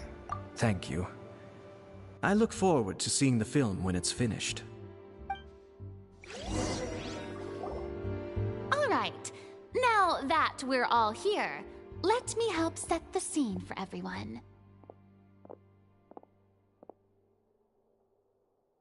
The first scene takes place when our two main characters are still living at the Baron's estate. They've been ostracized and verbally abused by others in the household, but they still have no idea why. We want to capture how naive and innocent they are, despite their pain. Chevris will be playing the role of the older sister, Tulip, and Ayaka will be the younger sister, Iris. Be sure to get close-ups of the main characters at the right moment. Silence on the set! Lights, camera, action! Let's go! Tulip, Mother's been out for quite a while now. Perhaps she went to pick some flowers on the way home. You know how she loves flowers. Iris, Tulip, I'm home. Zoom in for the close-up. Oh, I missed it. You were out for so long, we were beginning to worry about you. I'm sorry, but I'm back now, safe and sound. Here, I brought your favorite treat, apple turnovers. Mother, what are those bruises on your hand? Huh? What bruises? Oh, I must have bumped into something while I was working yesterday. But I didn't notice them this morning. Then perhaps they're from when I accidentally tripped when I was out just now. By the way, did you have fun playing at home? What's the matter, Iris? Well, we've realized that no one really wants to play with us. They even took Iris's doll and spat at us. And they even called us names. They said we were... Shh. It's all right. Don't worry. Girls, listen to me. It doesn't matter what anyone says. Don't listen to them. No one can define you with such words. You both have wonderful lives ahead of you. Just like your names. You will both blossom like beautiful flowers. Maybe your time to blossom hasn't quite come yet, but one day, you two will bloom more beautifully than anything else. Don't let the soil you're in now ruin your future beauty. Understand? My dear daughters. And cut! Beautiful. Beautiful. Not bad. The actors' emotions were all on point. Let's keep that take. Also, if our clapper loader could avoid shouting at the start of the scene next time. Oh, got it. Great. I was a little worried that my nerves would get the better of me. What about you, Chevris? I felt fine. The lines weren't too difficult at all. Seems like Farina must have adapted the role nicely. You two were great. I couldn't tell it was your first time acting in a film. You should have more confidence. Thank you for your encouragement. Positions, everyone! We'll move on to the next scene after we try a few more camera angles. Oh, man. This scene is when our two characters return home, only to discover their mother has been murdered. Ready? Lights! Camera! Action! Mother, we're back! Cute Paimon. Mother? So cute.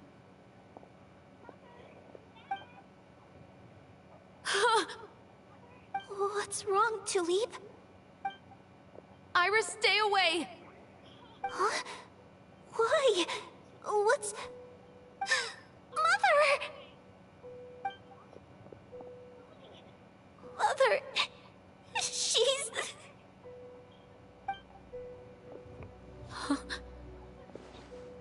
There's poison in this cup. Huh? I could have sworn I've seen this kind of cup before. Those aristocrats. They didn't even try to cover up their actions.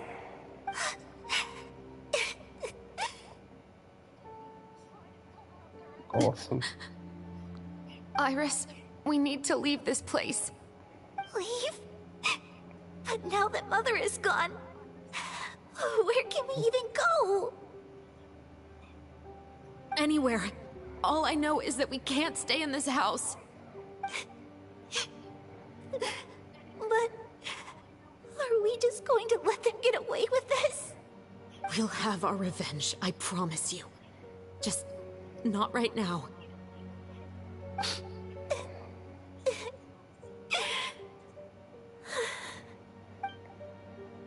Come on, let's go. No, wait. We can't just leave Mother here like this. At least let me leave this rose with her. That's why we went out in the first place. To buy her this flower. All right. Goodbye, Mother. We'll avenge you.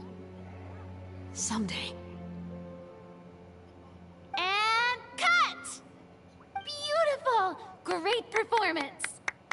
Oh my, you're so amazing, Ayaka! And were those real tears I saw? How did you do it? I was surprised too. Thank you for the kind compliments. She's a beautiful actor. Actually, as soon as Director Farina said action, I told myself not to think about anything. I just felt the weight of the moment and became the character. It's quite similar to practicing the art of the sword. You clear your mind and focus only on what's happening in front of you. Ayaka's performance was amazing. Have I discovered an acting prodigy? Right. Pipe down, everyone! We need to move on to the next scene! I freaking love Farina.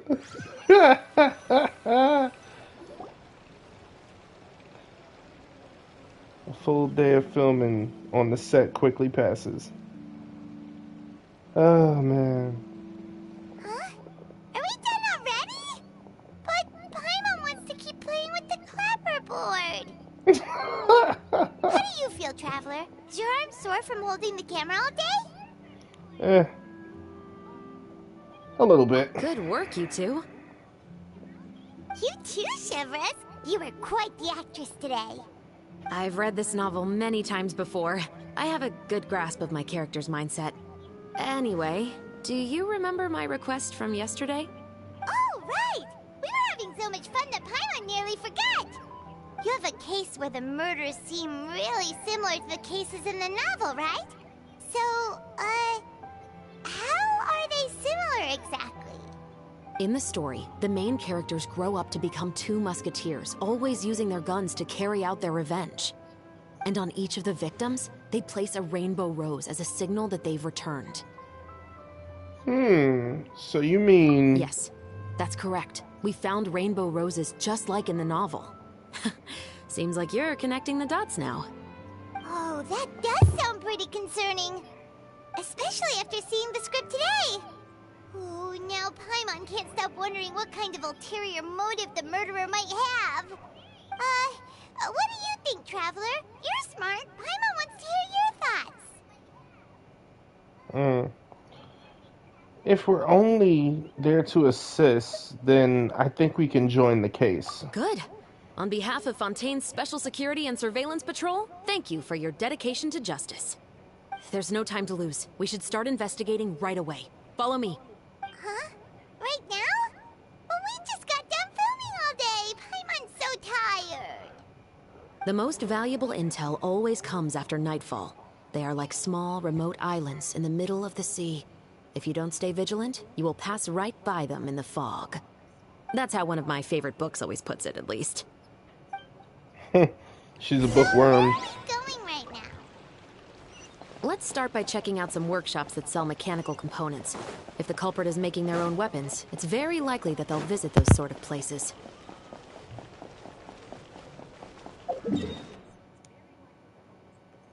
You gotta be kidding me.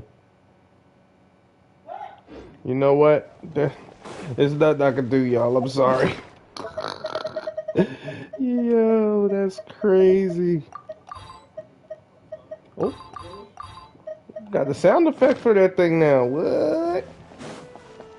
It's not just...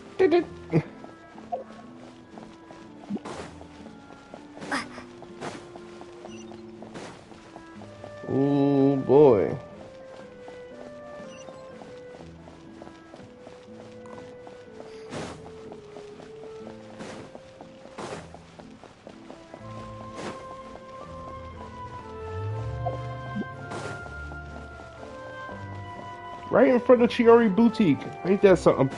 Or a little past it. Still, hopefully one day we'll actually be able to go in there, but I don't know for what. Buy clothes? Yeah, okay. Welcome to LeChaux's Clockwork Workshop. How can I help you? Hello. I'd like to know if anyone has purchased some special components lately. Special components? Sorry, could you be more specific? I mean the kind of components that aren't typically used for clockwork toys, but for firearms. Huh? For firearms? No, we don't sell those sort of things here. Don't misunderstand. I'm not here to cause any trouble. We are merely investigating a case, and we're hoping that you could cooperate. Well, to be completely honest, I'm not even sure what kind of components that would entail. Has anyone ever purchased components here as an individual rather than on behalf of an organization? We have a lot of customers who buy toys, but those who buy components are all regular customers who buy in bulk on behalf of their organization. Is that so? I understand. Thank you for your cooperation. You're welcome. It's the least I can do.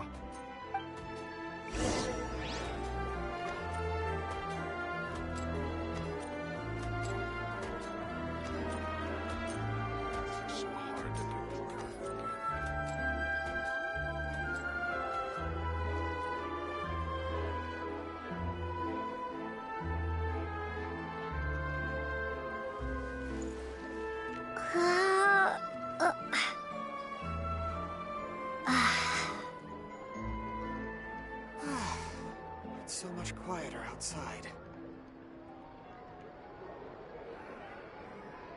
It's so hard to pick the perfect gift.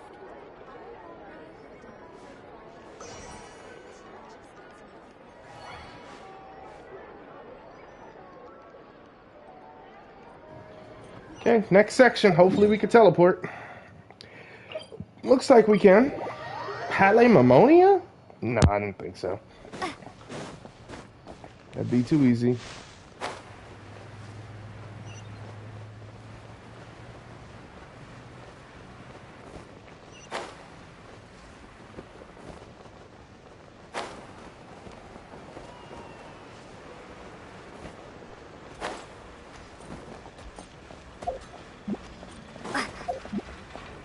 Alrighty.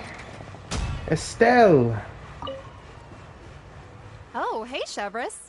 Run out of oil for your musket again? Hello, Estelle. I want to know if anyone has come to your shop recently to order some firearm components. Oh, is this another case? Let me think. I don't think so. Some people have requested that I make some prop guns for the Fontanalia Film Festival, but I refused all of those requests. Oh? Why's that? Because there's no profit! I only make things here that can do some real heavy lifting. I don't have the energy to make some new molds just for the festival. Then has anybody come specifically looking for mechanical components? Well, I usually sell off my scrap to the Fleuve Cendre. I don't typically give them to one specific person. I understand. Thanks for your cooperation. Don't mention it. Always happy to have the Musketeers' patronage. Seems like we haven't found any leads to go off yet. Yeah, unfortunately. Alright, let's head to Fleuve Cendre next. Huh? Are you sure?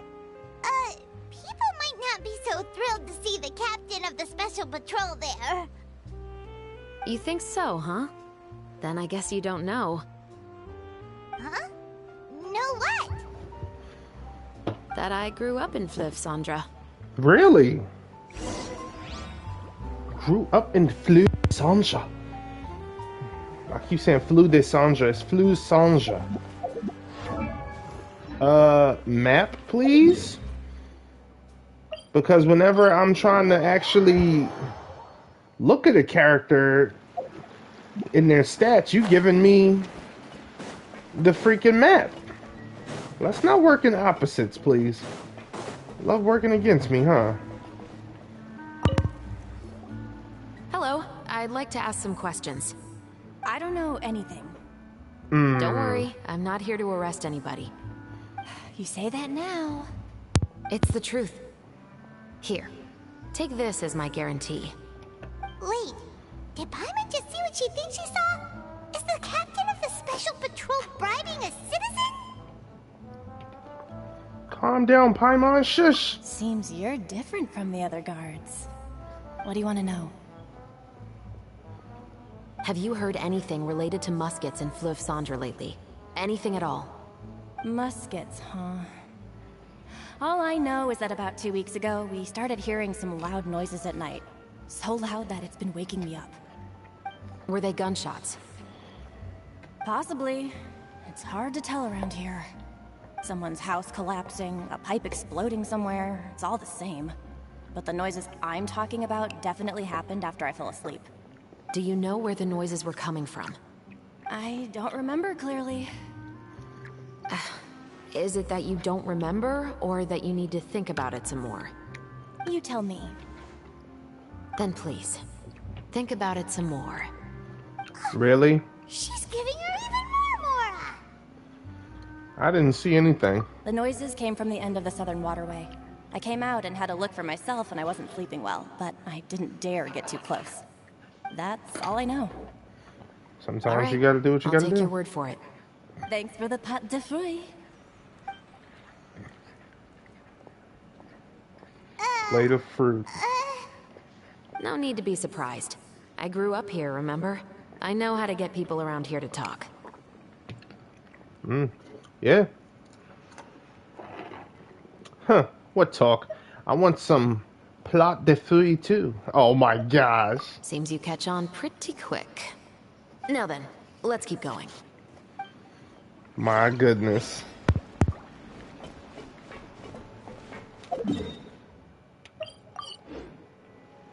Mm-hmm.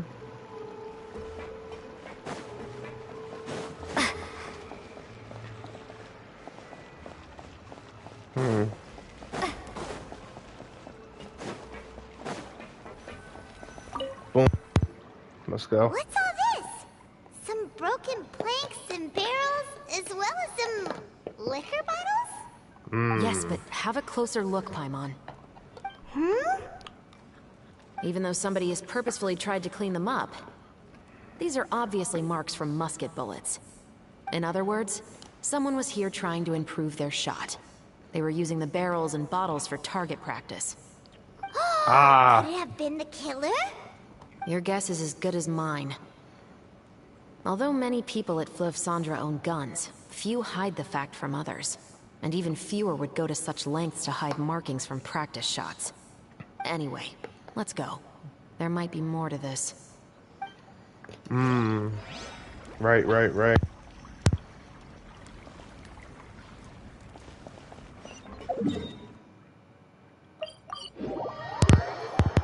The attack of the mic again.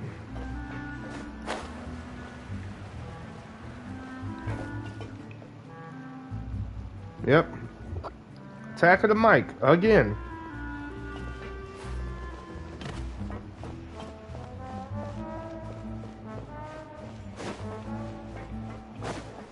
Huh. Gonna have to give out some more plate of fruit.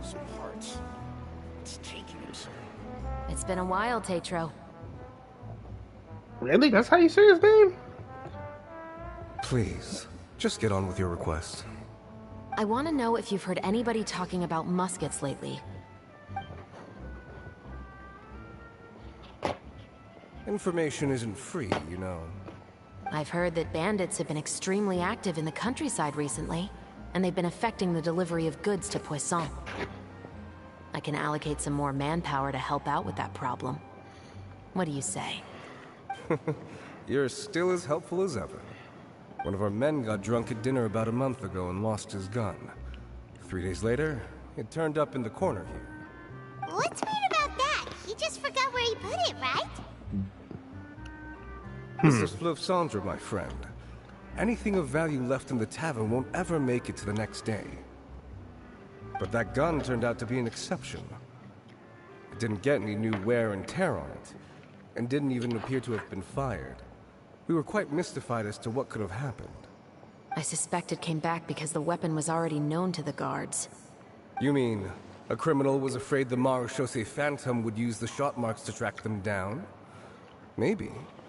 But if that's the case, the culprit really took great care to avoid getting caught. I didn't say anything about a criminal. In Fleuve Cendra, knowing who was killed is as easy as knowing what clothes you're wearing today. It's the guy living in the East Side, isn't it? I've never liked him. Every time he's here, he just orders a drink and sits there with a nasty look in his eyes. So, who was the one who lost the gun in the first place? Don't bother. Even if you ask, he wouldn't admit to owning a gun to some strangers. Not to mention the captain of the Special Security and Surveillance Patrol. That's true. Right. I know you grew up here, Chevres. Even though you're on good terms with the Spina, you've still been gone too long. Not many people know you here now, and a lot of people don't like the Special Patrol. I know.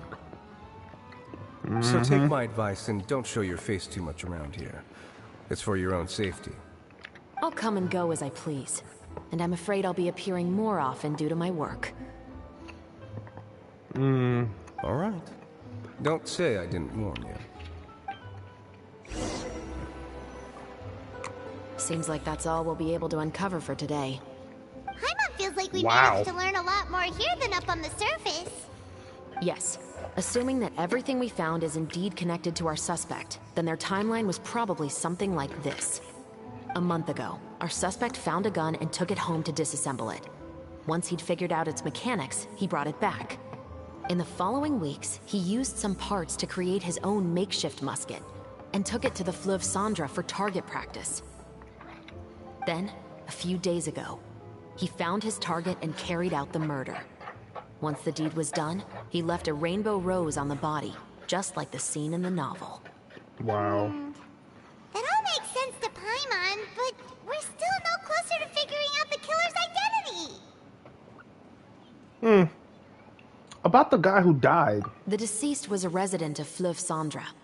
It's said that he was a poor, solitary man. But if we're following the novel, shouldn't the guy have been a nobleman?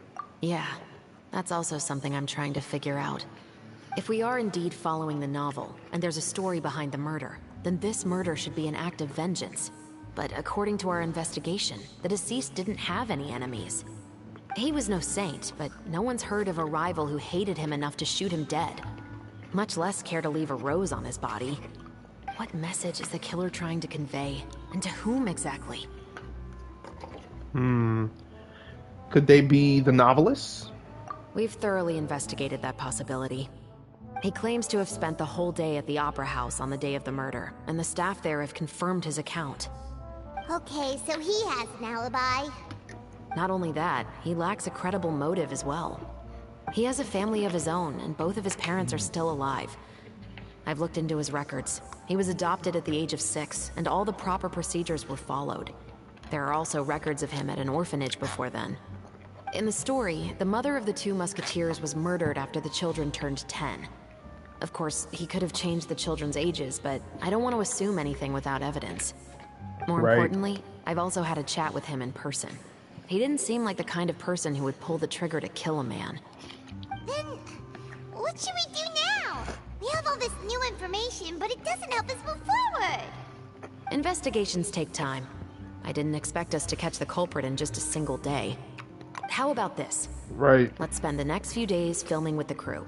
We can continue the investigation once we're done with the film. I'm sure that given time, new leads will present themselves.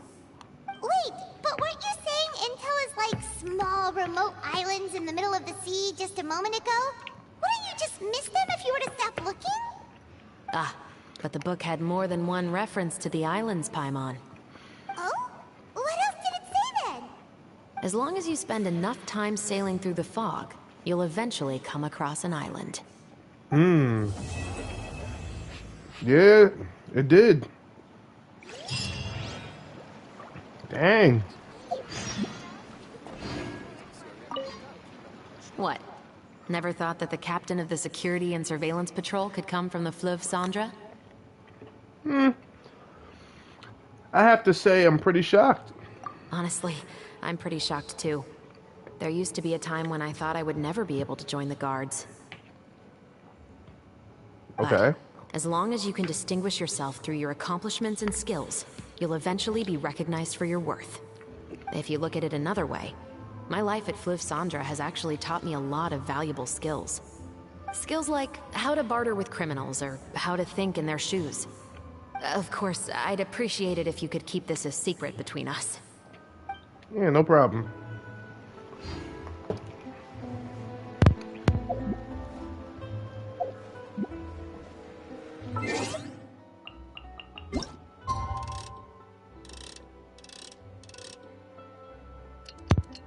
I think we should go to the Hotel de Boer first. That's where I should have been heading. It's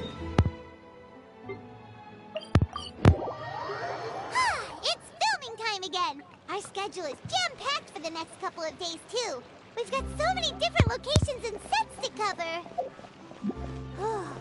Anyway, let's head out and meet up with the others. I thought I was being smart. Oh, let me head to the Hotel de Boer. Yeah. Nope. Nope. Any chests I missed? Did I just see something? That was my fault. I can't even be mad. Oh, no, never mind. I thought I saw... This is just sunlight. Oh, my goodness.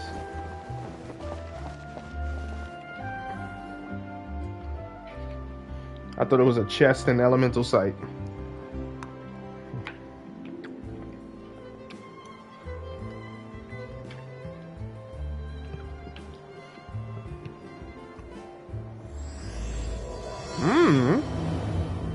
Act 3?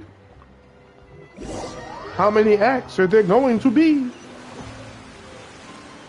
I should have looked at the list because I damn sure didn't.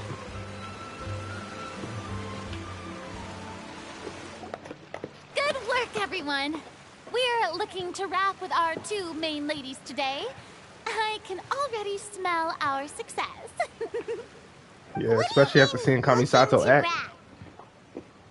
It means completing the film, all their scenes. Oh, aren't you the expert now? Yeah, evidently. Paimon. This upcoming scene is the two Musketeers' final confrontation with the Baron. There will be quite a bit of action, but no choreography beyond what we've already rehearsed. Anyway, Get ready. Lights, camera, action! The view is beautiful tonight. It reminds me of that fateful night 10 years ago. And now that I've said it, I can even make out the faint fragrance of herbal tea in the air. Enough, villain! It's time that you pay for the death of our mother! My dear Iris, have you forgotten your manners? How can you speak like this to your own father? I'd sooner swallow all of my teeth than call you father. What did I expect? Seems the daughters have turned out to be just as obstinate as their foolish mother. In this world, Mora and status is everything. She thought she could blackmail me using her children and force me to grant her recognition and concessions? Ah, how naive can a woman be? Damn. Mother never asked a single thing of you. All she wished was for us to live a peaceful life, just like the others. It was you who personally brewed the poison of prejudice and sent Mother to her death. Compared to that deadly poison, the 2 bullets that will soon pierce through your heart will be like sweet mercy. And that's exactly why I said you're just as naive as her. Did you really think 2 muskets would be enough to defeat me? Wow. So let's see. What is stronger? Mora and power, or the 2 muskets in your hands? Wow. Get them! Tulip! There are too many of them! It'll be okay. We'll cover each other, Iris. And Mother will be... Oh, I'm sorry. Okay, Chevrolet. We actually getting a tryout. You didn't get a Navia tryout in the thing. I mean, we actually getting a tryout.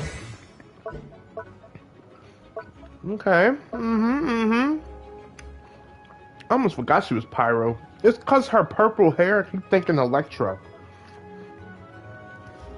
It reminds me of Cloran so bad. Okay. Chevreuse fires an explosive grenade at the opponent with her musket, dealing AoE pyro damage. After the projectile hits, it will split into many secondary explosive shells. Okay. When all party members are Pyro and Electro characters, and there is at least one Pyro and one Electro character in the party, Chevreuse grants coordinated tactics to nearby party members after a character triggers an overloaded reaction, and the Pyro and Electro resistance of opponents affected by overload will be decreased by 40%. Ooh, she's like a walking artifact. Okay. Coordinated tactics affected will be removed when the elemental types of the characters in the party do not meet the standard requirements. Okay, after Chevreuse fires an overcharged ball, causing short-range rapid interdiction fire by Pyro and Electro characters in the party. Gain 1% of attack for every 1,000 max HP Chevreuse has for 30 seconds. Attack can be increased up to 40%. Okay. Alright, so we got damage. Wait. Healing? She's a healer? Oh my god. Why? Why, Mihoyo? No. I was gonna have a break. I love healers too much. Nope. I'm gonna have to get Chevreuse. Damn. Okay. Let's see. Chevreuse quickly shoulders her musket and fires at her opponents, dealing AoE pyro damage for a short duration. After Chevreuse fires a shot, she will continuously restore HP to the active character on the field. The amount healed is based on her max HP. Hold to fire in a different fashion. Okay, hold. Enter aiming mode, locking a target in her sights to fire a precise interdiction shot. If Chevreuse has an overcharged ball, then she will fire the overcharged ball instead, dealing greater pyro damage and a larger AoE. Chevreuse gains one overcharged ball every time a nearby character in the party triggers an overloaded reaction. Well, I'm not going to get to showcase that at all, or even see it, because Kamisato is not electric. Okay. Triggers an overloaded... But... let's see. She continuously restores HP to the active character on the field. The amount healed is on her max HP. Okay, yeah. Got that. For a short duration, Chevreuse fires a shot. She will continuously restore... Yo, so whenever she uses that gun, she starts her healing. Wow, healing duration. It should tell us healing intervals. Is it every second? Is it every other second? Is it half a second? Healing duration is 12 seconds. Cooldown is 15 seconds. HP regeneration over time. Is 5% of her max HP plus 610. Okay. Let's see.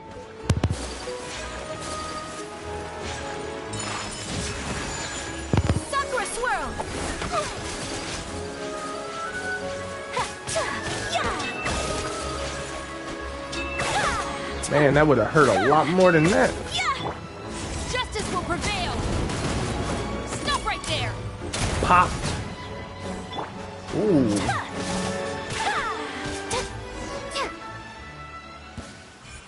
Bro, okay. You've lost.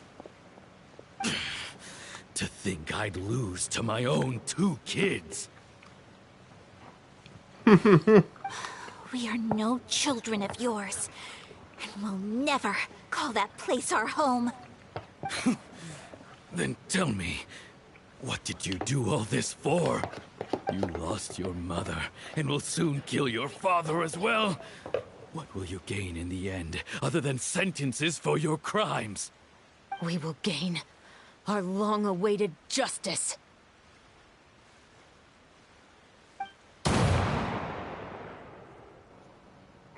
Ooh, powerful. Powerful. Finally, it's over. Look at that tear. You know, she really is a prodigy. And her VA, all of their VAs, oh my god. So, where will you go now, Tulip? I'm not too sure, Iris. Maybe somewhere with lots of flowers? After all, Mother always did love going where the blossoms were. What about you?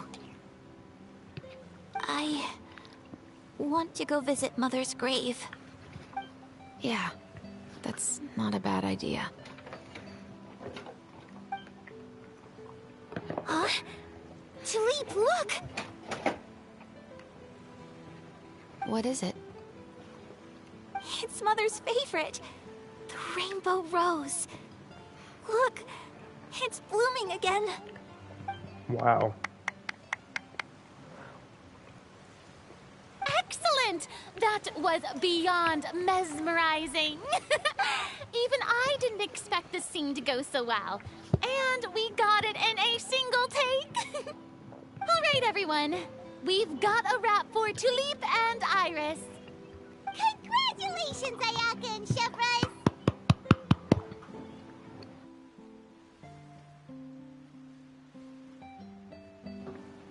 Amazing performances. Thank you. I didn't expect our parts to wrap so quickly. I wish I could savor the experience for just a bit longer. Paimon totally understands. Paimon's not ready to say goodbye to the clapperboard either. Filming has really been a lot of fun. You were great too, Chef Rice. The way you said, long-awaited justice. It gave Paimon chills. That is indeed my favorite line in the whole book.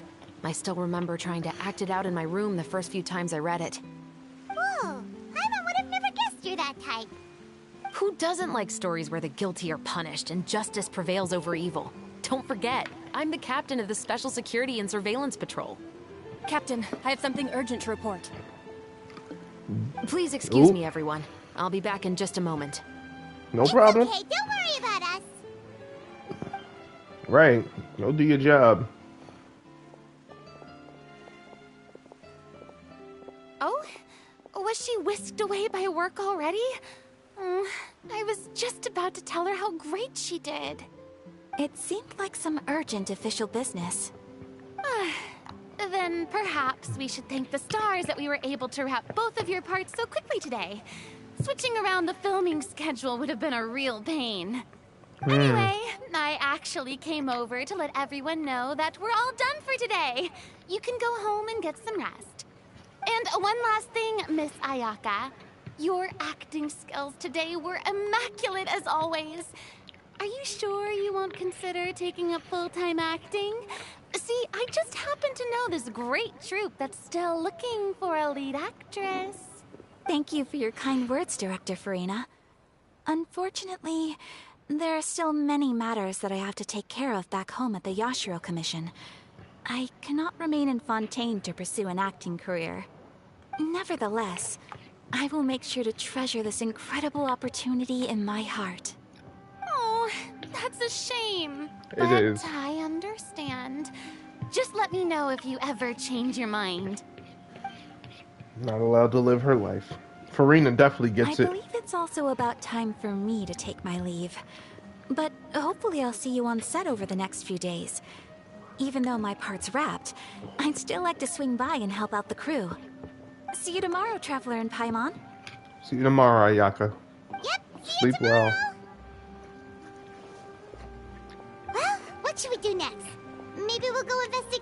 some more with Shivers today. Traveler, Paimon, please come with me. Yep, soon as you said it. Where are we going? You could say that our ship has finally chanced upon one of those small, remote islands of intel.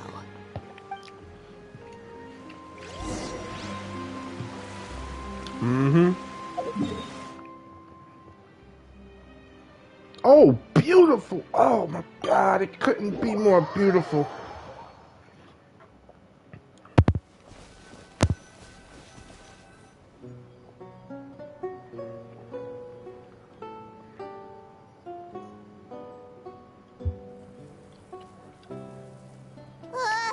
Paimon's exhausted.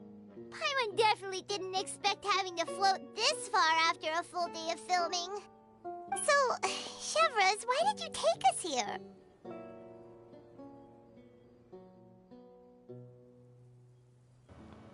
Did you find a new clue? Affirmative. It wasn't anything conclusive, but it should show us a clear way forward. Have you ever heard of someone by the name of Emily? Oh, you mean that famous perfumer? She's a good friend of mine. She's lent me her aid several times in the past to resolve some difficult cases. I never heard of her. After I discovered the rainbow rose at the scene of the murder, I sent it to her. After all, she's probably the foremost expert on flowers and scents in all of Fontaine. And then? There was nothing remarkable about the flower or the trace amounts of soil left on it. Damn. But according to Emily, the rainbow rose left by the killer was derived from a very rare cultivar. Huh. Paimon didn't know that there were different varieties of rainbow rose. Paimon just thought they grew everywhere in the wild. Ain't that Flowers something? that are deliberately cultivated will always show some different features from those that bloom in the wild. We already knew that the rose left at the scene belonged to a special cultivar, but with Emily's expertise, we were able to pinpoint the place where it was first picked from. Ain't that something? Oh, Paimon gets it now. So whoever first planted that rainbow rose was probably the killer. Precisely. And after we checked what we learned against some sales records from the past, we discovered that there's only one person in all of Fontaine who could grow and sell this specific cultivar. Pinpointed. Really? Gotcha. And who is it? It's the novelist. But didn't you say Wow. he had an alibi? To be clear, I haven't changed my mind about him. I still don't think he was the one who pulled the trigger. However, that doesn't mean the true culprit never visited him at his home or never purchased a rainbow rose from his garden. Whatever the case, we will have to confirm a number of things with him. So you mean the next place we need to go is... Yes, we're going to pay him a visit at his home. Oop, oop. Shaboop. Yo, I couldn't ask for a better teleport, man. They get it. Hold on, let me get my stupid mic.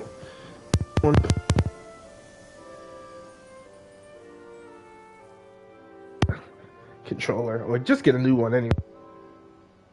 Controller. I don't even use a mic on a daily basis, so I don't know how it could be the controller. It's gotta be the mic. Alright. Oh, I'm actually close. I wasn't even paying attention. I'm close. Okay. Sometimes wandering can do you some good.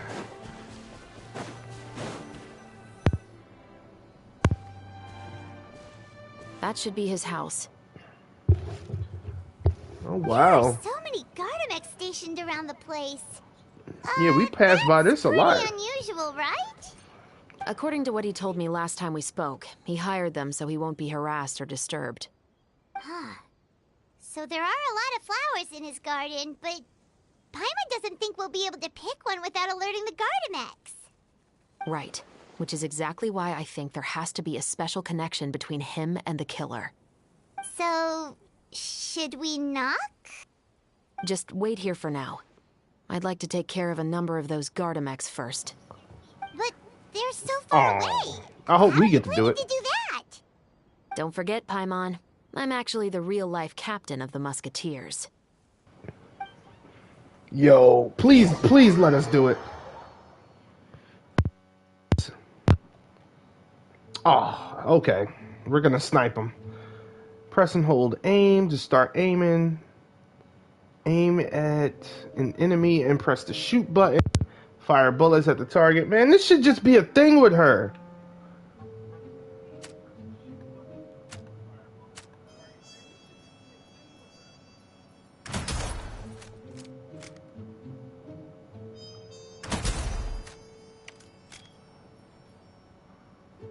Wow.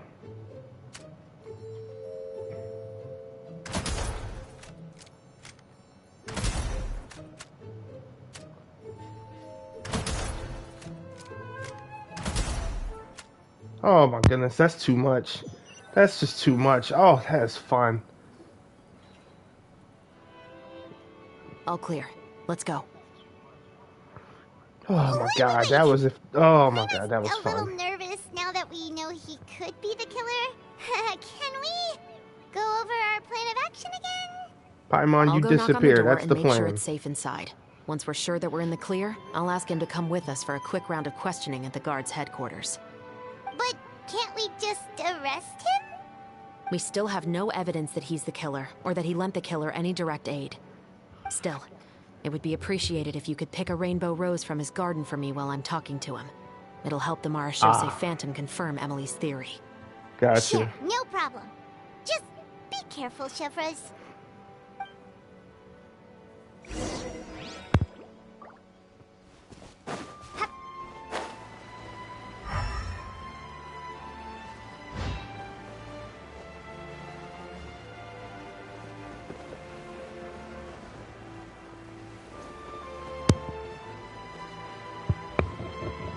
Okay. So now my mic wanna really act stupid.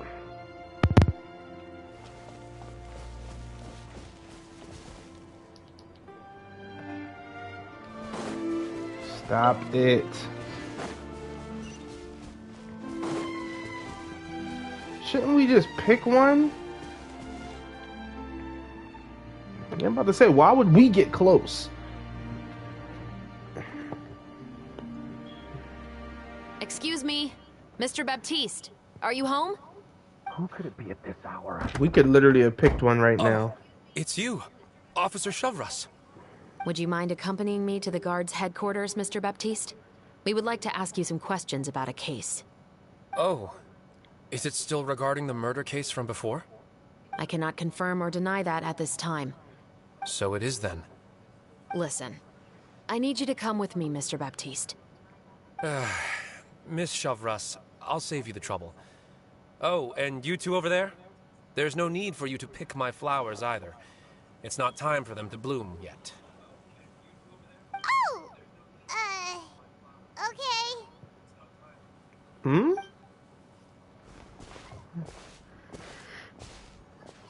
By saving me the trouble, you mean... I will confess. I was the killer. Huh? Whoa, Traveler ready. He just admitted he's guilty. Please Ready. relax, She's like, what are you everyone. about to do? I'm not armed. The musket you're looking for has been buried in my backyard. Then it's my responsibility to inform you, Mr. Baptiste, that everything you say right now will be used as evidence for the inevitable trial. Yes, I am perfectly aware of that. I must say, I hate this feeling. Oh? Is it because I confessed? Or because you've been proven wrong? Both, I suppose. That guy in Flu Sandra. For the same reason as the one I wrote out in my novel, of course. I did it to exact revenge. I know you haven't figured out the link between the two of us. Had you done so, I'd have been taken away to the headquarters a long time ago. But that won't stop me from always remembering his grotesque face. After all, he was the one who killed my mother. Your mother is still healthy and well. You know, I was adopted as a child. I was referring to my birth mother. That was never recorded in the orphanage's records.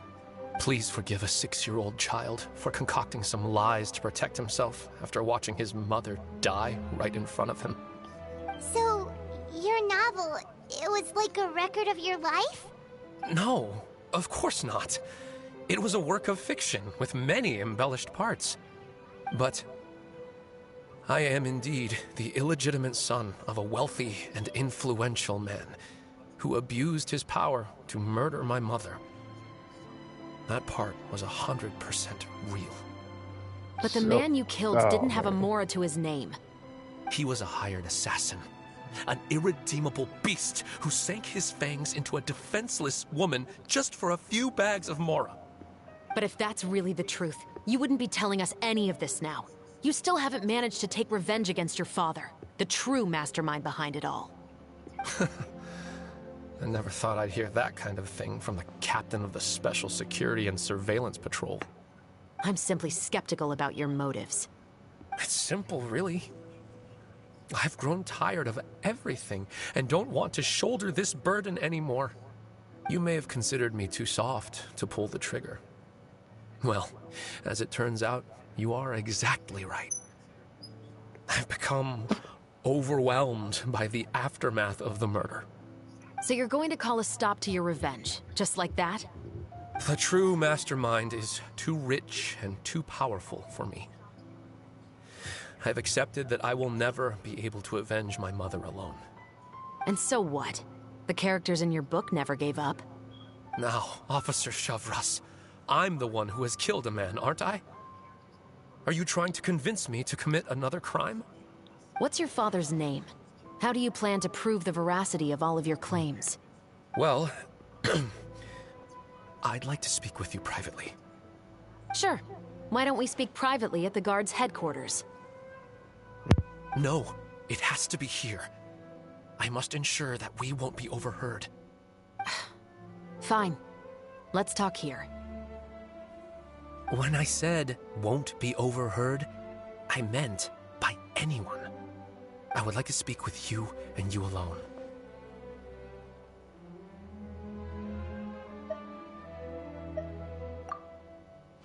Thanks. I appreciate it. Please stay safe, Shavras.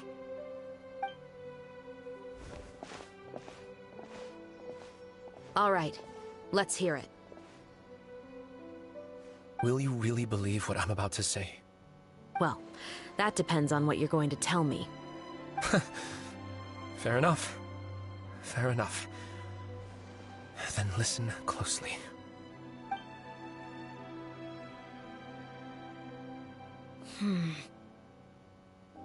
So that's how it's all connected. So, it seems you believe me after all. Do you want me to go public with this? No, of course not. At least, not right now. Then why did you bother telling me? You've read my work. What do you think?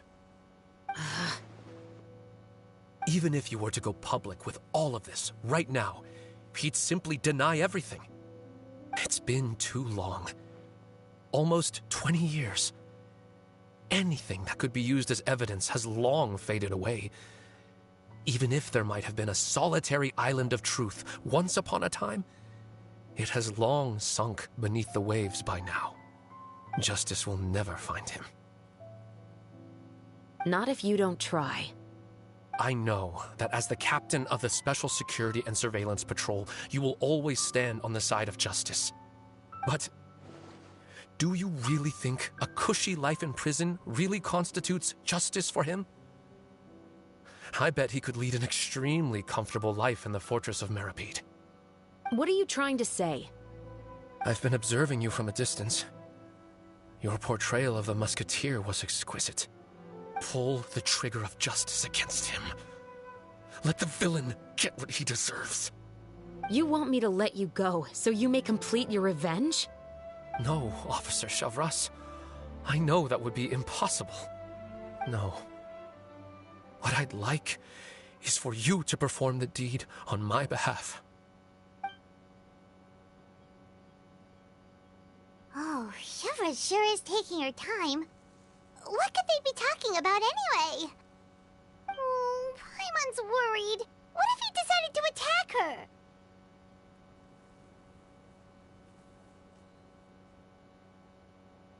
Oh, you do have a point. Still, do you have any idea who the rich person might be? And why the novelist doesn't want us to hear what he's saying to Shavras? Sorry to keep you waiting, you two. Hey, how did your talk go?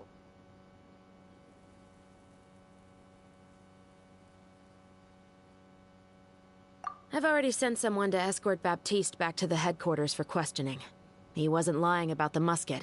It was indeed buried in his backyard. But what about the name? Did he tell you the name of the rich guy? Yes, he did. But for now, I have to return to the Special Patrol. There are still a few loose ends I need to tie up.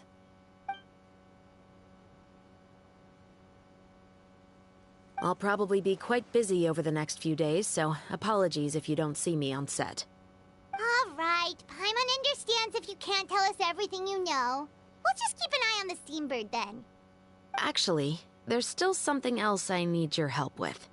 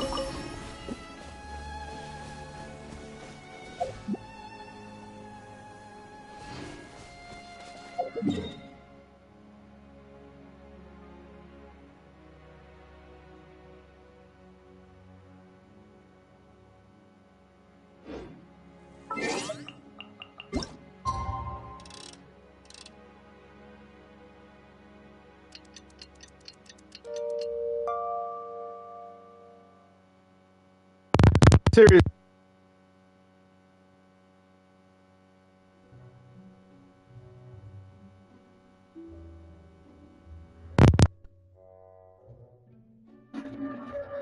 All right.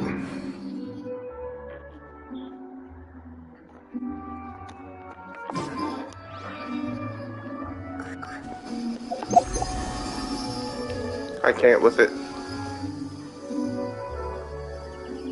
Hello? Oh, okay. I thought the controller one wasn't working either a second. Wait, you still running? I thought you got away. It did now.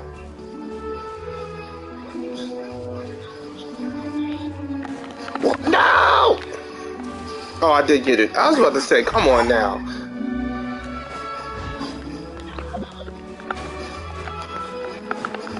Is this cypress wood again?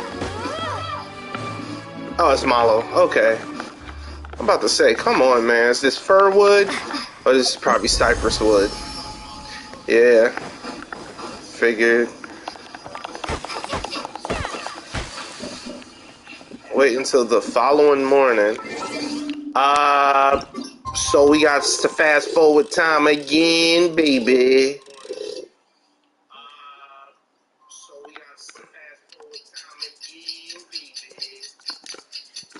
All right. This time.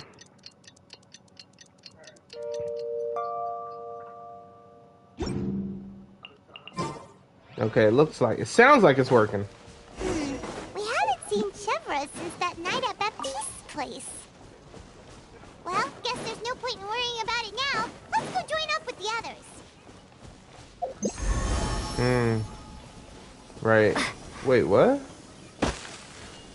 I already got those trees, baby. I got that too? I must have been here earlier. Wait, what is this? Oh yeah, okay, that's right, she's still here. You actually don't even have a mission for me. I finished your mission. I wonder if she'll have another one in the future, because we still never found that boat.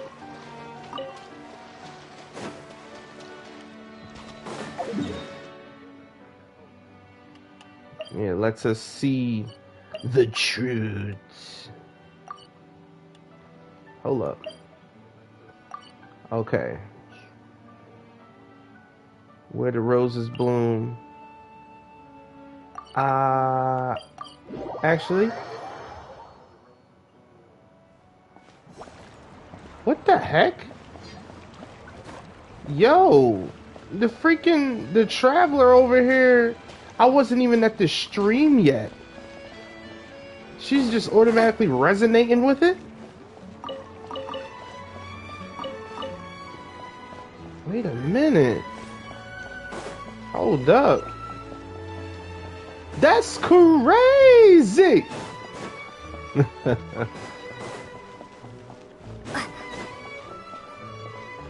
Advertisement board, I've read that every day.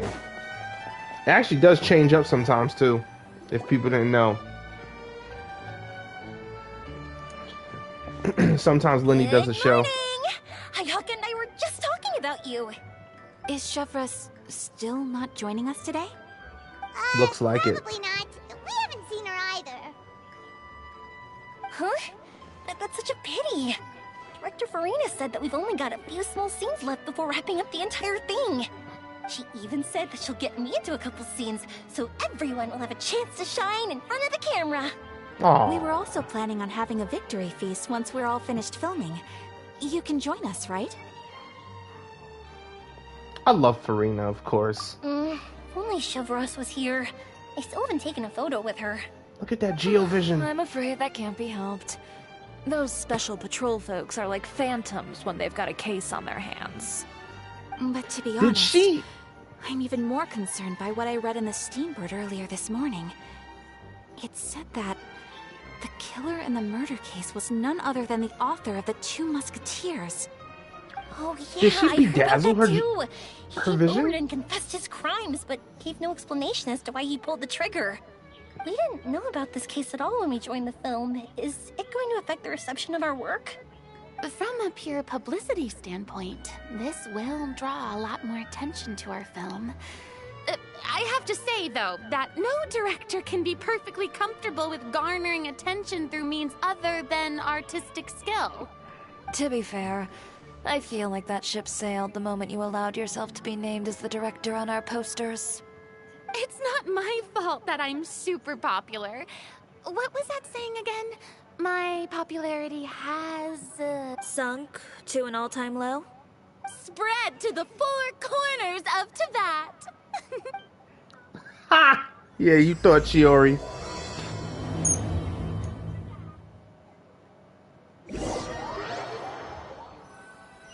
Out of here with that.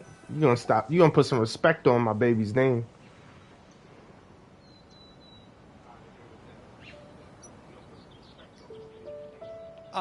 Excuse me, everyone. Xavier! Feels like it's been ages since we last saw you. Right. I've been talking non-stop with the Film Association, and I'm absolutely swamped trying to coordinate the film's marketing. So forgive me for not being around more often, but please believe me when I say that I will make sure everyone's hard work gets the exposure it deserves. Oh, seems like you've been fighting your own battles. Yes, that's one way to put it. Oh, and before we begin the final round of filming, please allow me to finally introduce you to the original investor of our film, Mr. Morris. Oh, okay. The one who couldn't afford nothing. Yes, glad to make your acquaintance, Mr. Morris. We've heard about the issues you've encountered with your financial situation, and genuinely hope that things have taken a turn for the better. Oh, well, the situation has indeed improved somewhat. Don't worry, Mr. Morris. Accidents and last-minute challenges happen all the time. There's no need to blame yourself over it. The good news is that we're almost done filming now. And I would even say that this is the best story I've ever seen. Is that so? I see, that's great news. Alright, now that we've gotten all the pleasantries out of the way, let's get the show on the road. Right. We'll mostly be filming typical people and scenery from the streets today to improve the sense of environmental ambiance in some parts of the film. Oh, and there'll be a cameo for Mr. Kamisato and Miss Yoimiya as well. They'll be used to show outsider perspectives on the fates of the two musketeers. That's right. Sweet. Ayato should be here any minute. She is so hyped. Then let's start with the scenery shots. She loves her Camera brother. and clapper loader, you're up. Yep, we'll be ready. Remember, all we need are some wide zoom shots of the streets. If you happen to find some particularly lovely patches of flowers and grass, feel free to grab some close-ups of those as well. Ready? Lights! Camera! Action! Okay, now move the camera slowly. Try to focus on that flower. What's wrong? Just adjust the focal length a bit. Something the matter? Huh? But wasn't it working fine for all the days before? Veronique, can we try a different camera? No problem. How about this one? All right, let's give it another try. Lights! Camera! Action! What is going on? Don't tell me. This one is broken too? Veronique, do we have any other spare ones we can use? I'm afraid we only brought these two today. What? Then go find a workshop to get them repaired right away. Oh, and you too, Bono. Go find our spare camera in the warehouse and bring it back to the set. On it. Greetings, everyone. My apologies for the delay. Yeah, they ain't got no camera anyway. Is something the matter, Ayaka? It seems like there are some issues with the filming equipment today. We're stuck for the moment. I see. Well, let's not just stand here twiddling our thumbs. Actors, to the makeup booth. We'll start on the next scene as soon as we get a working camera. Right. She's like, yeah, work still need to be The done. workshop told me that the part which holds the lens in place seemed to have fallen off. That's super strange. It was perfectly fine just yesterday. Well, no time to dwell on that now. Let's get back to filming. Ahem! Quiet on set! Places, everyone! Lights! Camera! Action! By the way, have you heard about that recent murder case? Yes, I have. It seems that they've caused quite the commotion in the city. I heard that the chief of the guards is so mad about not catching the culprit that he's about to explode. Oh? I find that quite hard to imagine, considering how he already looks most days. Director, we have a problem. Really? Oh, we're in the middle of a take! Couldn't you wait until we wrapped up this scene? No, Director, our film, all the finalized film that we've been keeping in the case has disappeared. Oh, wait, what did you say? Wow. Mr. Bono, please take me to where the film was kept right away. I'm coming too. No, Yoimiya, you have to stay here. Oh. Okay, What the heck? listen up. Everyone who's not working on this current scene can go with Bono to look for the film. Everyone else, stay put and wrap up the scene. Unbelievable. How could all these problems happen in just one day? Right. What the heck? That's We're back. crazy. How did it go? Did you find the film?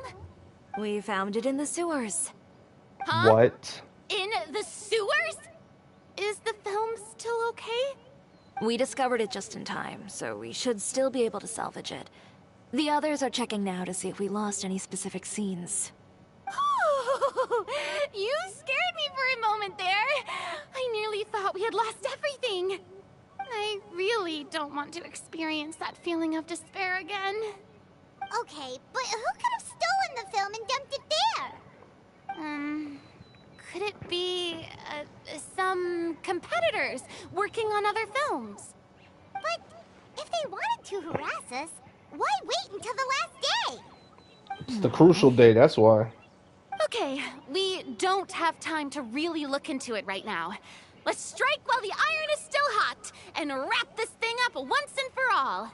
Right, wasting sunlight.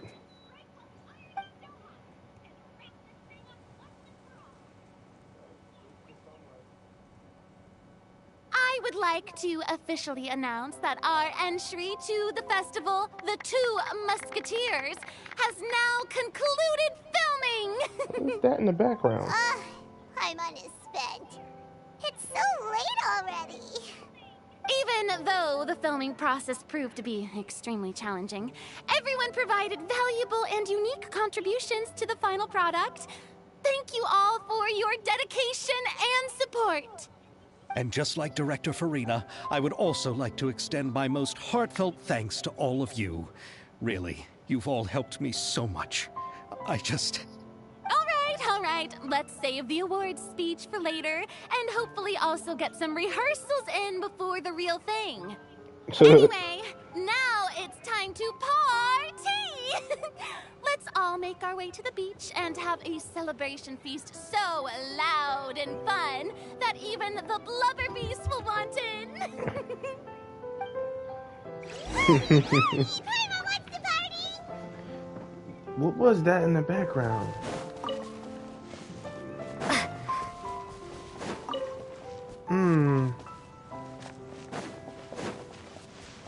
Did y'all see that orb?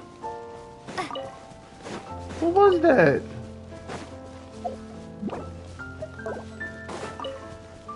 Don't disturb the birds. There was an orb. Where is it now?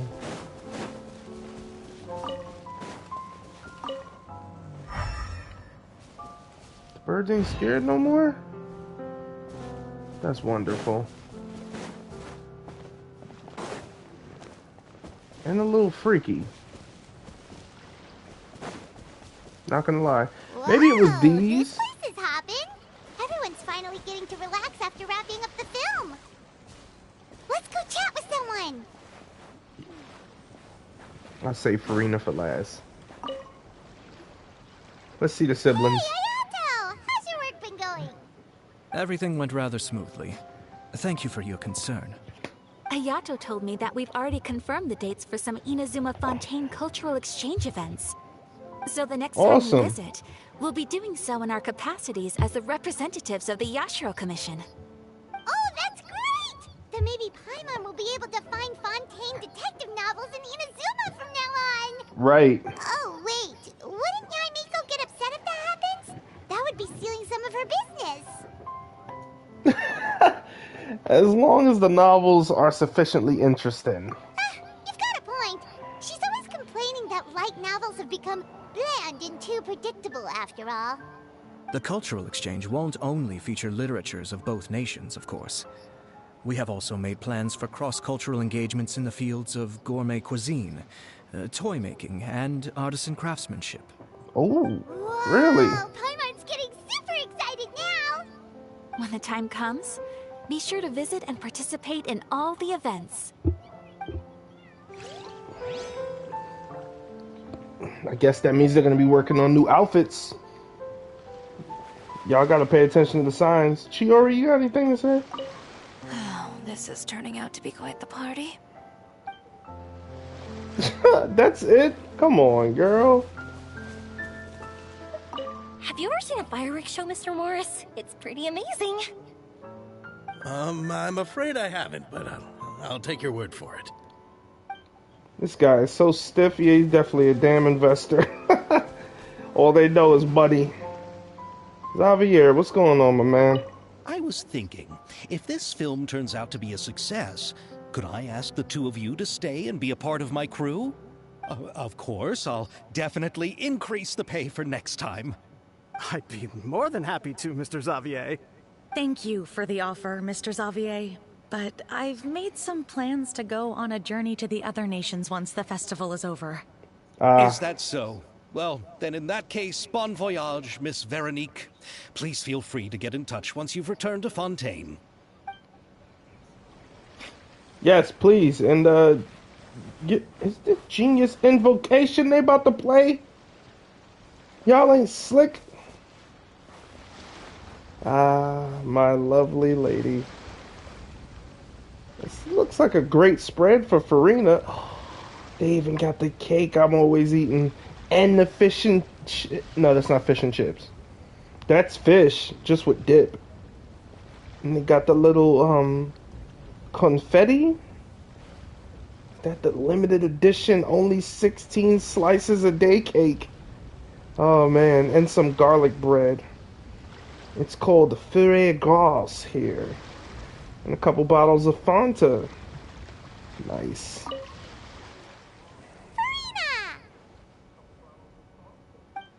Oh, my darling clapper loader and camera operator. You've both worked really hard. Paimon thinks you worked even harder than us. Honestly, Paimon was getting a little tired of playing with the clapperboard by the end of it. Playing with it. Paimon started having dreams of you shouting, "Lights, camera, action!" into Paimon's ears. The actual dream can't even start until you've yelled that. Oh, crap. Hey, if anything, shouldn't I be more grand and delightful than your dreams? We've been through so much together, and that's how your brain remembers me? That's not Paimon's fault. We've just used the clapperboard too much lately. Anyway, what's most important is that we've wrapped the film. I'm pretty confident that we'll take first prize. You mean the Farina Award? Hey, no need to mention the official name. Wait, now that you mention it, if we did win the prize, would Farina just get a statue of herself? Come on, I don't need that kind of attention. Xavier can accept the reward on our behalf. But just imagine! Farina accepting the Farina Award and holding a Farina statue. Oh my goodness. I'm going back to my dessert now. You all can keep discussing that on your own.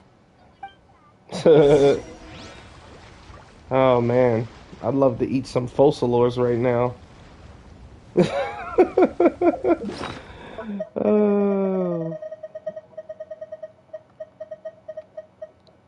And I will. Delicious La Latre à Fossilors. Beautiful. But Farina takes the cake.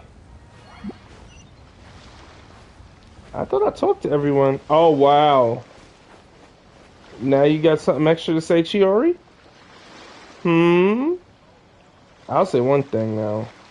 Them shoes she wearing? Holy crap. Did she design these herself, actually? Hold on. I gotta get a better look.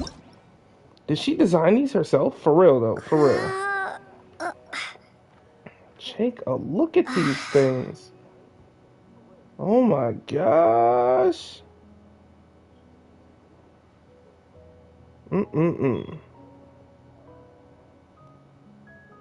Yeah. Those look great. I love her design. Her design is gorgeous. What's up, Chiori? And it looks like she bedazzled her vision. She looks exhausted there. Are you not really into these kinds of big social occasions? Not particularly. I But can this see is that. still better than Fontaine Fashion Week. Oh?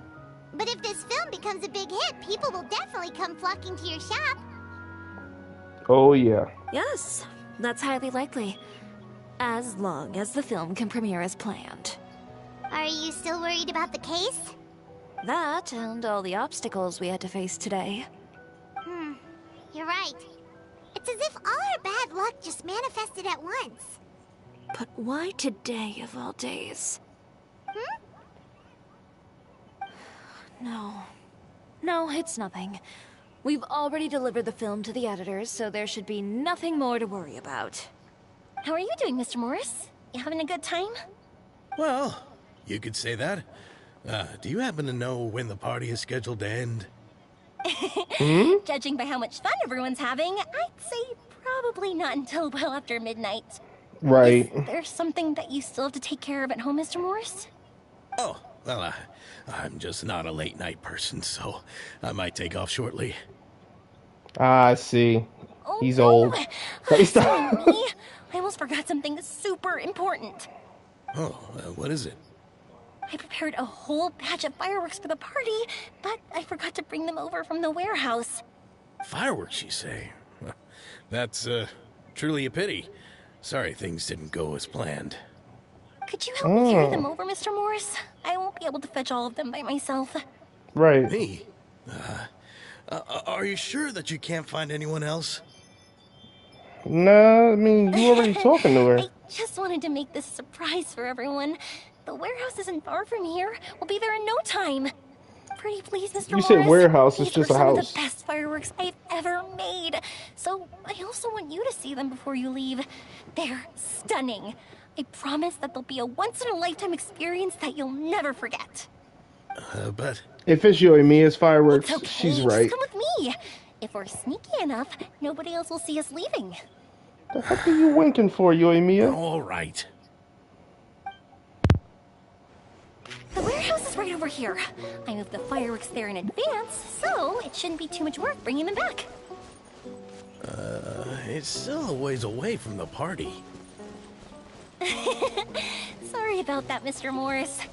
It's probably because I'm used to carrying fireworks all the time, so it doesn't What feel like a the lot of work hell? to me. Oh, wow. Wait, can we not teleport away? Okay, we can. Geek! Yo, as soon as I had to do it. I'm sorry. Oh my gosh.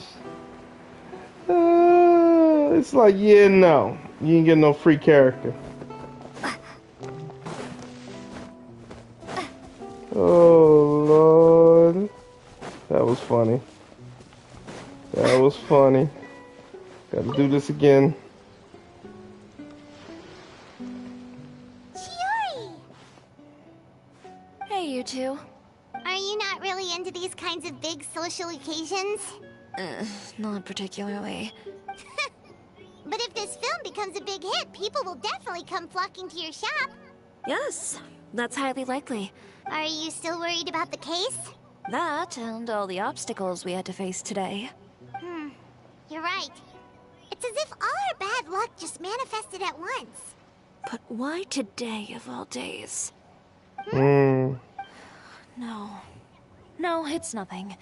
We've already delivered the film to the editors, so there should be nothing more to worry about.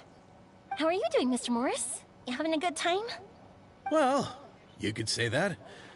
Do you happen to know when the party is scheduled to end?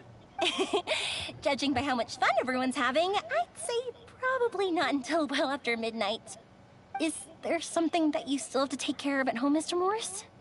Oh, well, I'm just not a late night person, so I might take off shortly.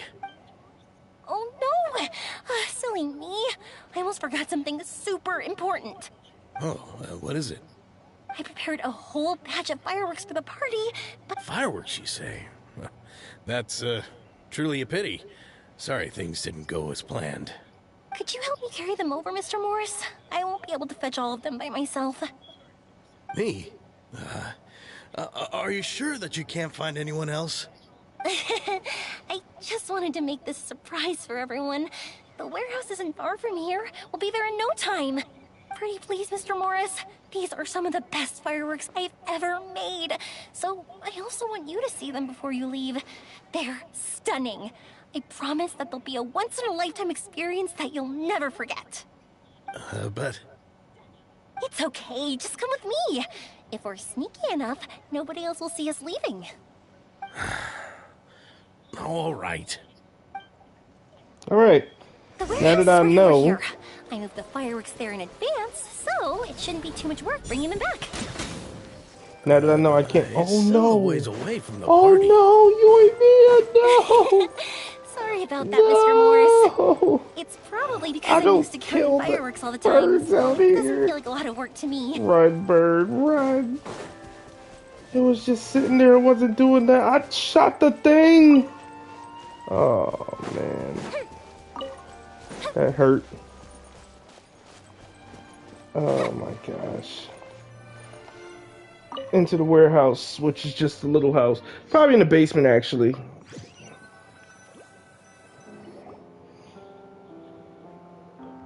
This music about. Dark in here. Ooh, Wait here, Mr. Morris. I think the light switch should be somewhere over here. Why did I have to get roped into this? What was that?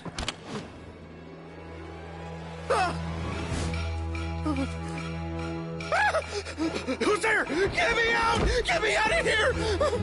Did you really think you'd get away, Morris?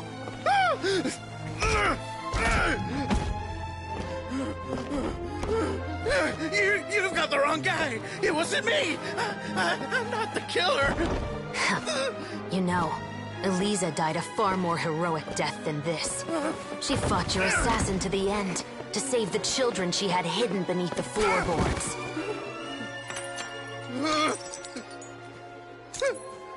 That is Eliza's pendant. The one with a photo of you two inside. The one you gave her. Ring any bells? It's a fake! It has to be! There's no way! No way your assassin didn't destroy it, you mean?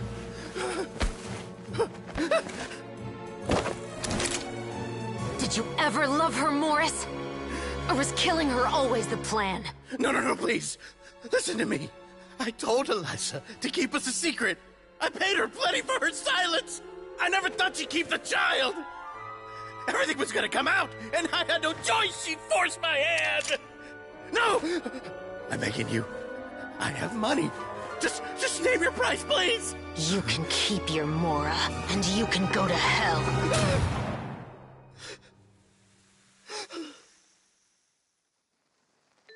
I'm Captain Shovraz of the Special Patrol. Morris, you're under arrest for Eliza's murder. Huh? Hmm?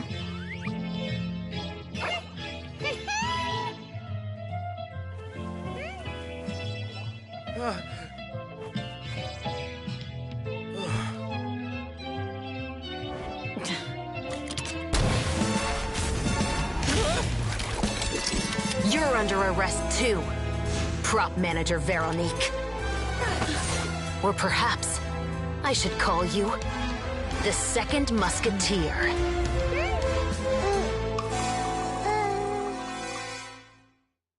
Wait, what's going on? This wasn't in the script. Drop the gun, Veronique. Why? Why would you keep me from exacting revenge on this heartless monster? Drop your weapon. This is my final warning. They're cutscenes. What is going on? Seriously. Do I have to spell it out for you, Morris? Everything that took place just now was staged to get you to confess the truth. But this last part is all improv, of course. Veronique. Shivers, you Would told have never us you guessed. wanted us to help you stage a play. You never said anything about the Second Musketeer. It's because even I had no way to confirm my theory until now. Thank you for your performance, Yoimiya. Could I trouble you to go and bring in the other Special Patrol members? They should be on standby just outside. Yoimiya, the Please tell the babe. other cast members not to worry about us. We'll be rejoining them shortly. On it. Oh my goodness. I said it too. So I was what do like, you look. think, Morris? Care to talk In the about trailer, what happened what? 20 years ago?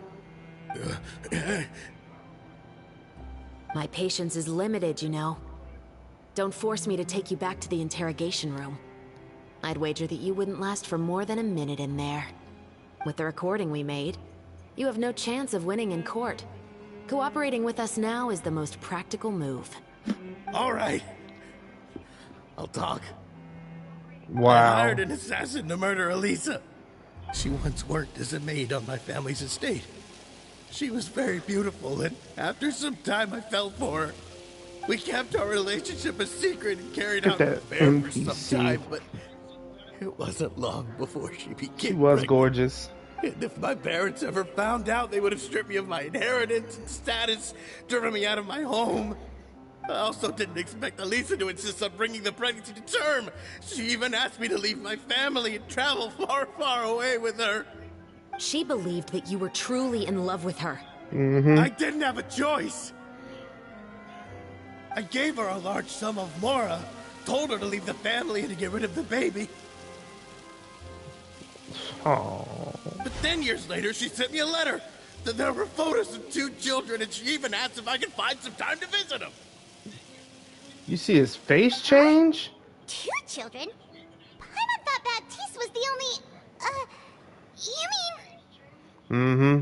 Even if she had the children against your will, you could have just ignored the letter entirely. Why kill her? I had just gotten engaged to be married to an heiress from another wealthy family. So if anyone were to find out about Elisa, my life would be completely ruined. I didn't have a choice. No. You always had a choice. You just made the wrong choice. Again. Do you know how it feels to watch your mother be killed right in front of you? My brother and I were hardly even school age yet. We were hidden beneath the floorboards, grasping each other's hands like a lifeline. We were so terrified that we didn't even know we could ever take a breath. All we could do was to watch Mother try to fight back, and then collapse to the floor. Even after the assassin left, we were still too terrified to leave our hiding spot. We thought that he might come back. It was only until the next evening when we finally climbed out and gathered around our mother. But she had already become cold and stiff to the touch. You made up your mind right then and there to bring this case to light. Not only that, we resolved to get our revenge. And that's why you became the Musketeers. No, that's why I became a Musketeer. The man from before was also killed by me. My brother had nothing to do with it. I figured as much. You did?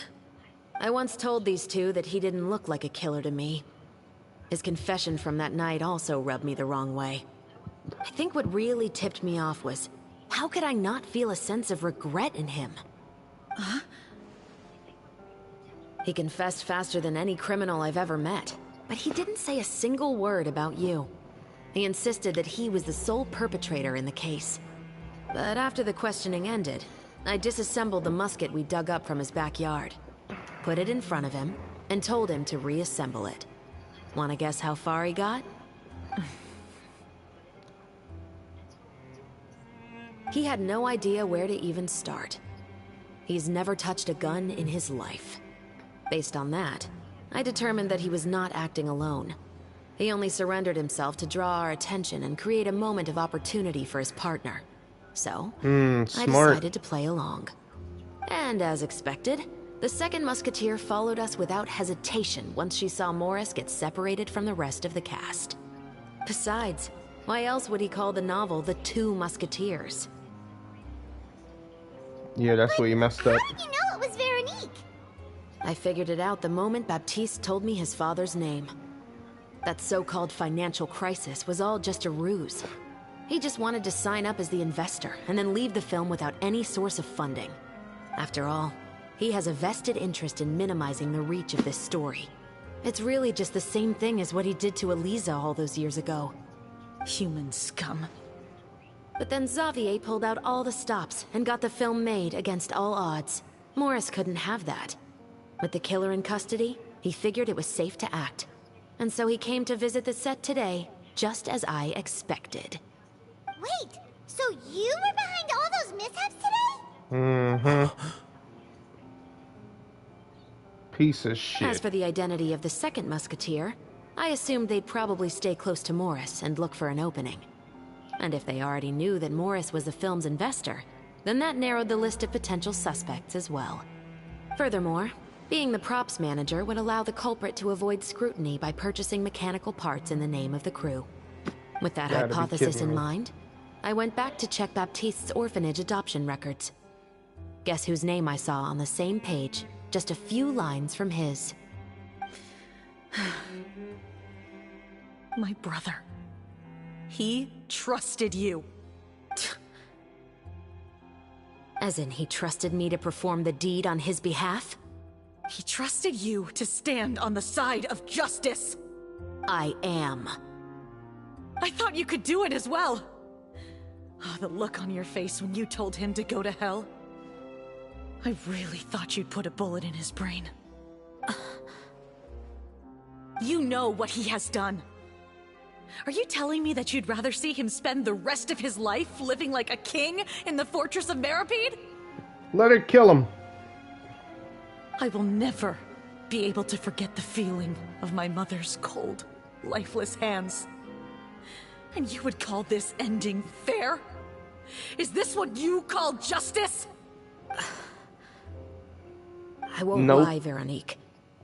I did hesitate when your brother first told me about the truth. I wondered. I agonized over whether I should really put a bullet in his head. So why don't you? Because that should never be how justice is carried out in this world. Perhaps, to you, justice is simply reciprocated. An eye for an eye, and a life for a life. But everyone has their own understanding of justice. If everyone were to pursue their own definition of it, there would be no more order in this world. Today, you'll kill Morris, and tomorrow, his children may come for you. The world cannot render judgments based on a desire for revenge. That will only lead to a cycle of revenge, as well as the destruction of order and civilized society. Fontaine is founded on a set of laws and a standardized code of justice. That is why we are the nation of justice. But with all that said, I will promise you this. Morris will not lead a cushy life in the fortress of Meripede. Chevreuse, the rest of the Special Patrol is here. Thank you so much, Yoimiya. Letelier, Terena, please take them away. Crazy. Thanks, Yoimiya. I still can't agree with your reasoning. I know. Justice has not been delivered. At least, not today. Ooh. Yeah, you know what she's talking about. Chevreuse. Let's go. We should give an explanation to the crew. Are you okay? Thank you for your concern. I'm fine.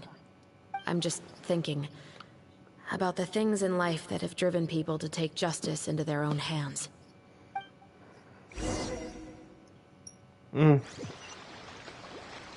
Wow. Wow. After you explain everything. Morris would turn out to be... I'm at a loss of words. How could he have done something like this? I'm just glad that you're all safe and sound. Who knew that such a labyrinth of cases would be behind this story? Well, what should we do now? We have a finished film, of course, but should we still go ahead with the premiere? What do you mean? Shouldn't you be even more motivated to spread the word now that you've learned the truth? Shiori is right. Right. I'd also like more people to see this story for themselves. But the real ending of the story seems to have deviated somewhat from the one in the script. Is that still acceptable to you, Miss Chevreuse? The call is yours. We still have time to reshoot an ending if that's what you'd like. No, it's fine as is. I like what we have for the catharsis. Romanticism is what gives works of art their appeal. Fiction is able to explore means of restitution that could never work in real life. Just like the real world, the world of stories also has its own set of rules and justice. These different possibilities are what initially drew me to reading in the first place. Sounds good to me. I support your decision. What about Veronique? Will she be okay? She will soon face her judgment alongside her brother and Morris.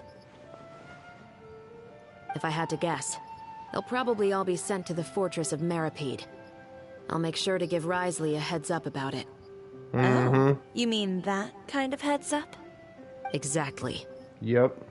Ahem. All right, then the matter's settled. Because they are going to be coming for him. Everything's been taken care or at of. least There's Veronique no reason is. for us to keep looking all gloomy and grumpy. Let's get back to the feast and enjoy each other's company. We'll be starting the post-production process tomorrow.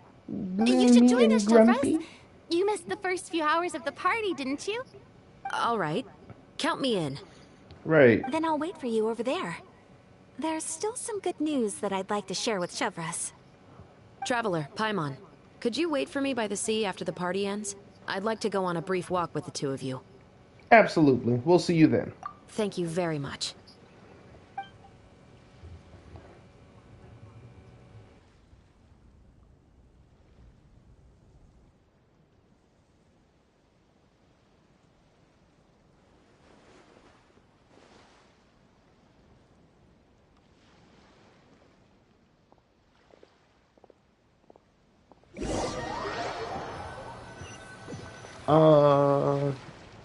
Sorry we got for the wait. Okay.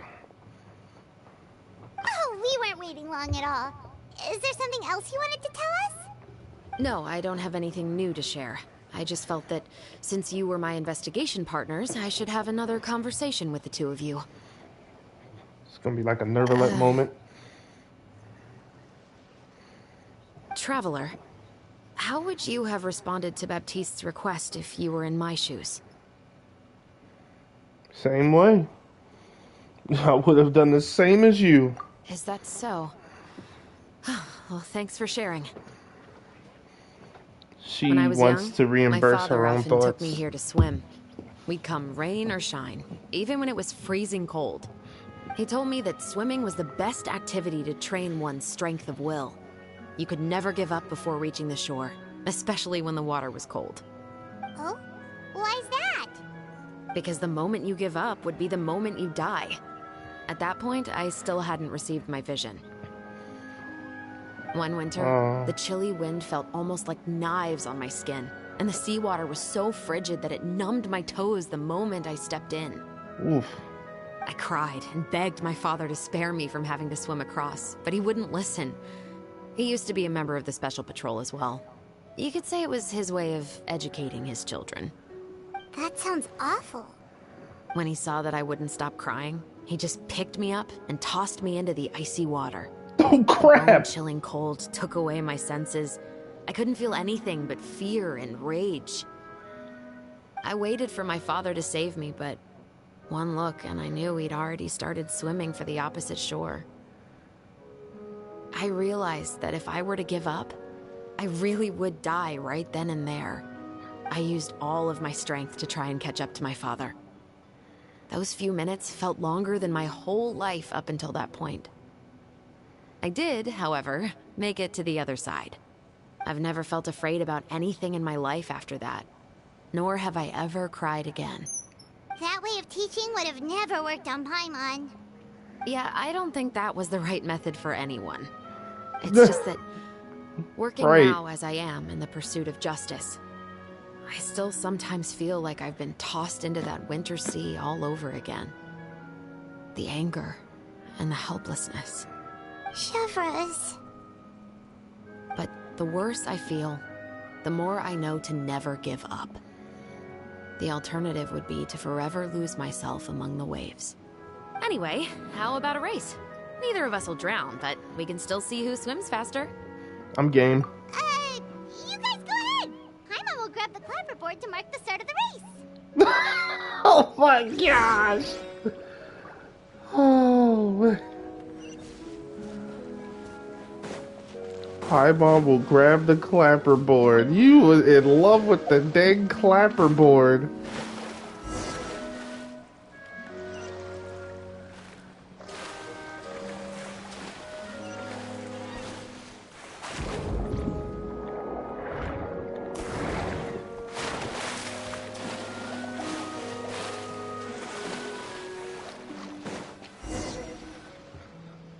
Oh, that felt good. You were so fast in the water, Chevres. You were swimming even faster than Paimon could fly.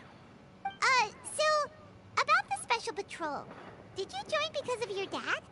Partly, but I'd say I was more inspired by the heroes I read about in stories growing up. Oh, so it's due to your love of stories. Of course, it was only after I joined the Special Patrol that I learned that truth is often stranger than fiction. Come on, let's walk a bit more. Yeah, she needs someone to talk to. To be honest, I do sometimes question whether the decisions I make are the right ones. But I know that no matter what, I must keep swimming. Because the only thing I've got my eyes on is the shore in the distance.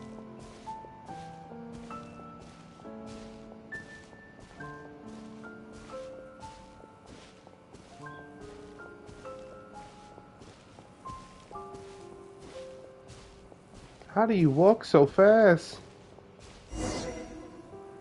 Thank you for coming on this walk with me.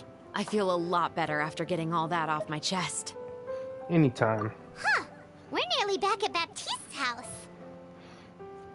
Huh. You're right. I didn't realize we were so close. He really did plant a lot of flowers. It's just like how he described it in the story. Huh? Wait. Paimon, Traveler, look! The rainbow roses in the garden. They're in full bloom now. Of course they are. Just when the story ends.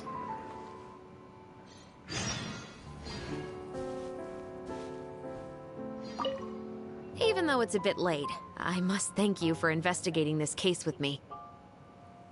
Not on behalf of the Special Patrol this time. It's a personal expression of gratitude from yours truly. And about your family? Oh, you want to hear more about my father? To be honest, I didn't spend that much time with him. He was always busy with the Special Patrol, so he would often return home really late at night. Some nights, he didn't come home at all. Once, he didn't come home for a long time, maybe a whole week or so. When I went out to buy food, I learned that he had become a criminal, and by extension, that made me a criminal's daughter. But we can talk about that another day. What? Ain't that something? About the case. I actually have a lot of sympathy for Veronique and Baptiste. I can understand the hatred they feel for their father. But that doesn't mean I'll allow them to walk the path of evil, even if it might lead to another sense of justice. And about the film? Films are different from the real world. They're a form of art and represent the wishes in people's hearts. I adore the two Musketeers, and I'm very happy to have had the opportunity to act the role as one.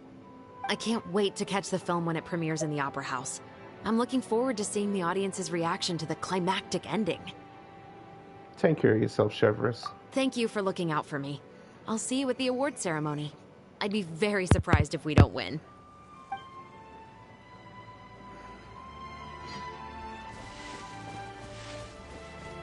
There were fireflies around here just a second ago. Butterfly, butterfly. Another test subject. That Tingle? You just killed a butterfly.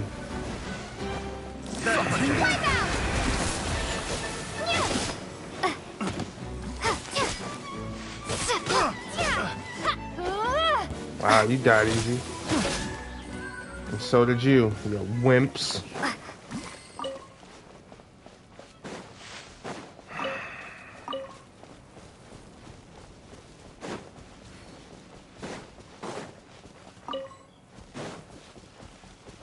Butterfly in the sky.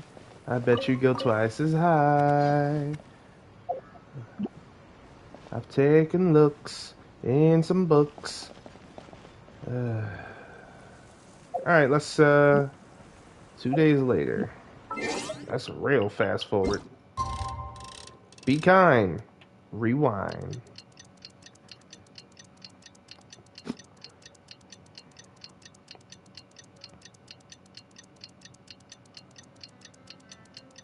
This is taking a minute. I mean, it's 2 days, so yeah.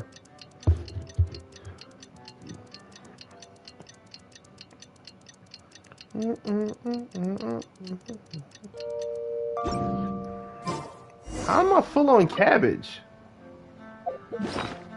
I shouldn't be full on cabbage. I never buy it or collect it.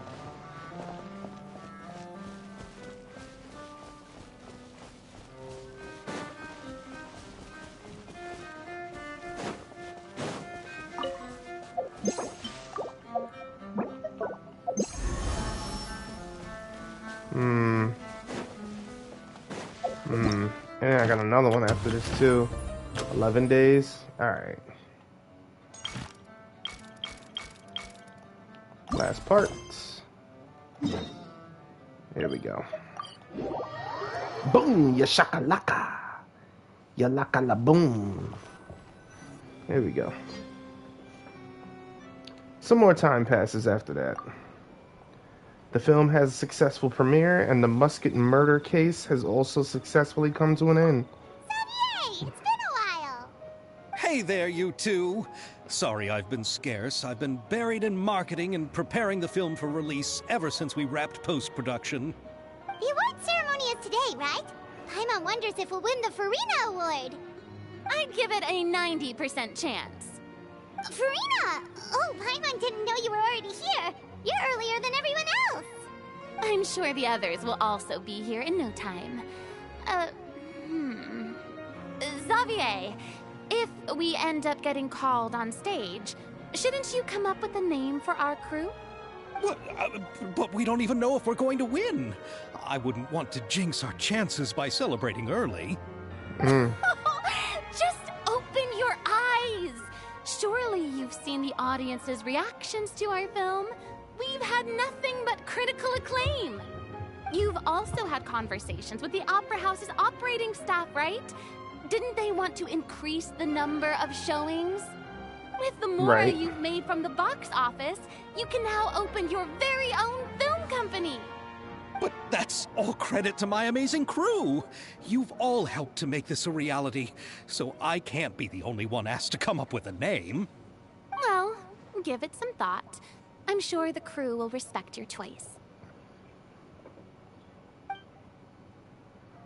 All right, but before that, Traveler and Paimon, could I trouble you to quickly pay a visit to the Fortress of Meripede? Huh? But shouldn't we stay for the award ceremony? I wanted to ask you two to invite Shavraz to join us at the ceremony. She's one of the lead roles, after all. I haven't been able to find her recently, so I haven't had the chance to invite her personally. According to the papers, the culprits of the Musket murder case will be personally escorted today by the captain of the Special Patrol to the Fortress of Meripede. Oh, Wow. Paimon gets it now. That'll be a piece of cake for us. Yep, just wait here, Xavier, and maybe try to come up with a few snappy-sounding names.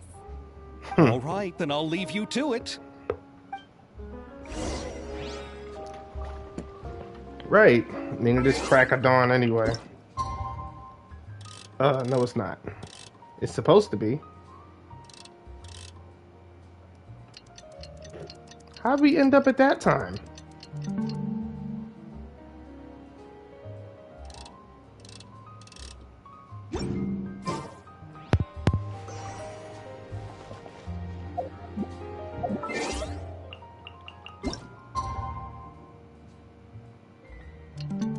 There we go. Crack of dawn. Alright, let's get to the fortress.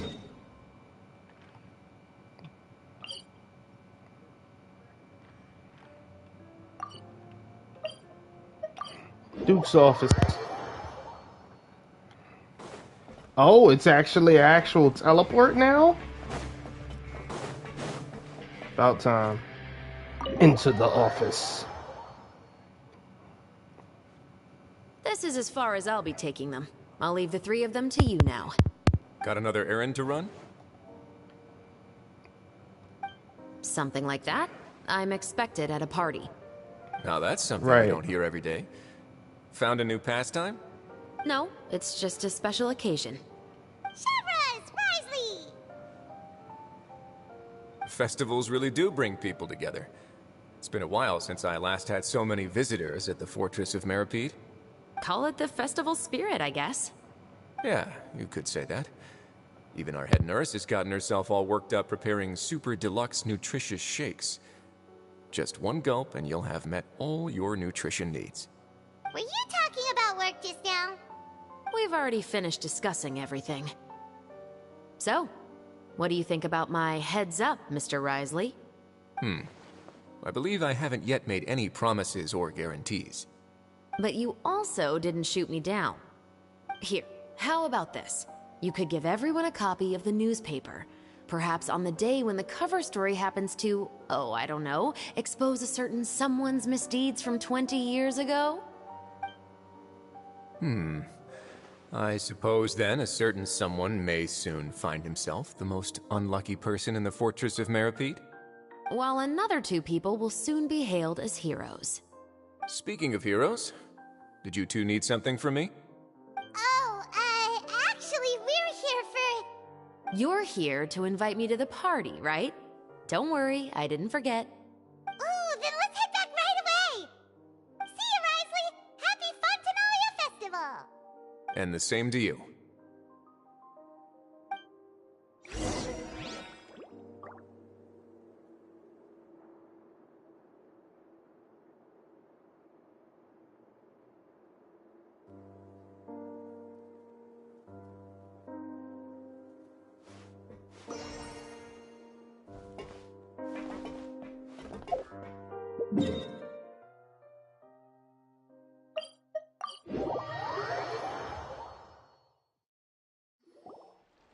And the winner of the Farina Award for the first Fontanalia Film Festival is... the 2 Musketeers!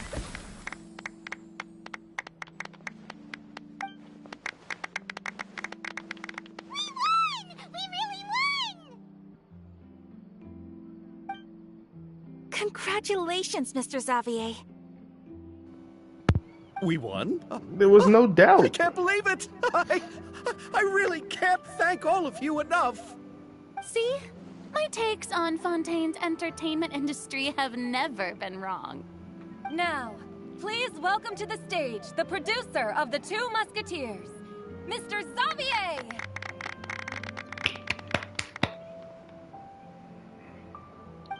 Go on, Xavier.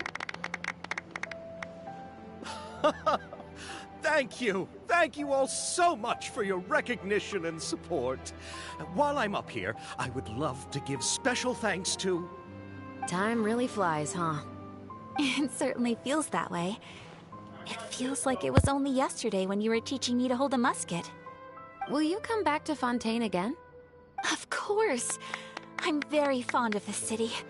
There are so many novel and interesting things that it's been hard to keep track of them all. But how about you? Would you be interested in visiting Inazuma?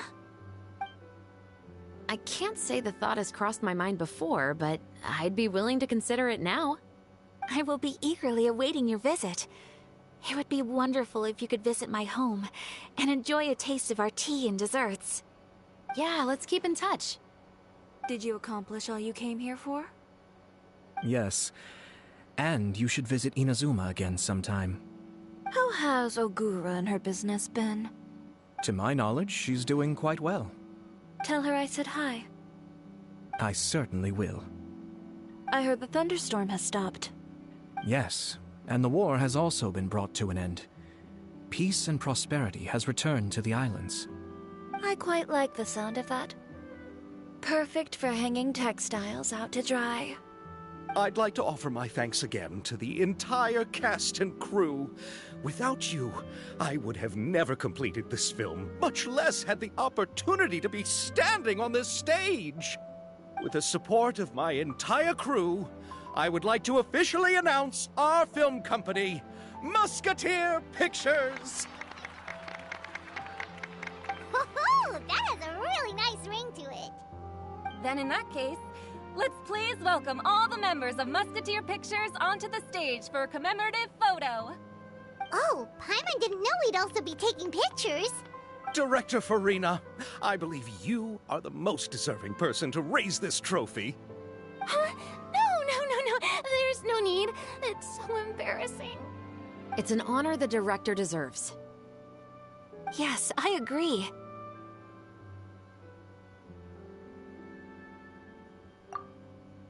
Just accept that you're not getting out of this. Ready, everyone? 3, 2, 1. Musketeer Pictures!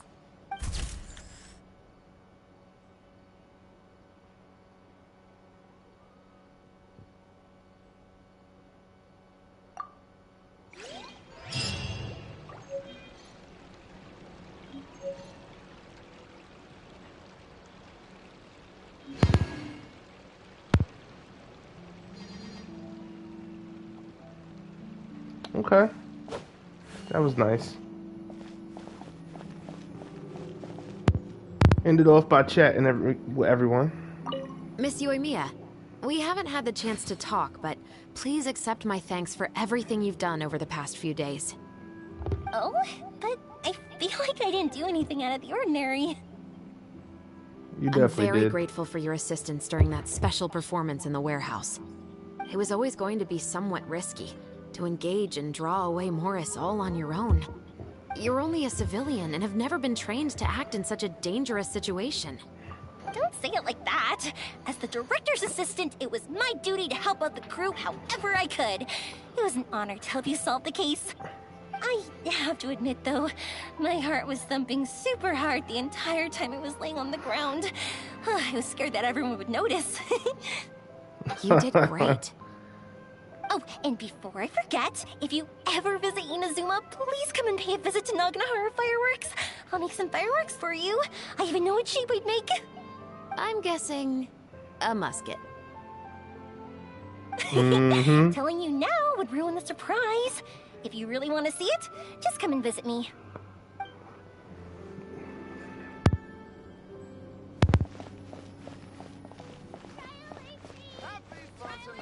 Farina. Lady Farina, please allow me to take just one more photo of you. I would also love to get your autograph, just as a memento of our time together on the crew. Hey, I've had enough of the camera flashes from when we were all up on stage. But, Lady Farina, you are the best director I've ever met! The most photogenic maiden in all of Fontaine! This kind of lively and celebratory setting is exactly where you shine. I believe all photographers would agree. I like this Come, guy. the brightest star of our land! Even more. Show us your light! The camera is waiting to sing praises of your beauty! Let her know. I'm flattered, but... All right. I'll humor you and try a few more different poses. But I don't have to hold the trophy, right? Of course. You may pose however you like. Thank you so much. Thank you so much. By the heavens, my luck has been beyond belief. I'm having a hard time coming to terms with it now. Oh. Right. He's like, I don't know how I would do it. Wait, where's everyone else? I thought ain't no one else at the docks. I guess they had to run back home. They must have had to run back home real quick. Wow. Crazy. Okay. Oh. One of the side quests. Well, that's going to truly end it for me then. Hope y'all have a great day. Thanks for stopping.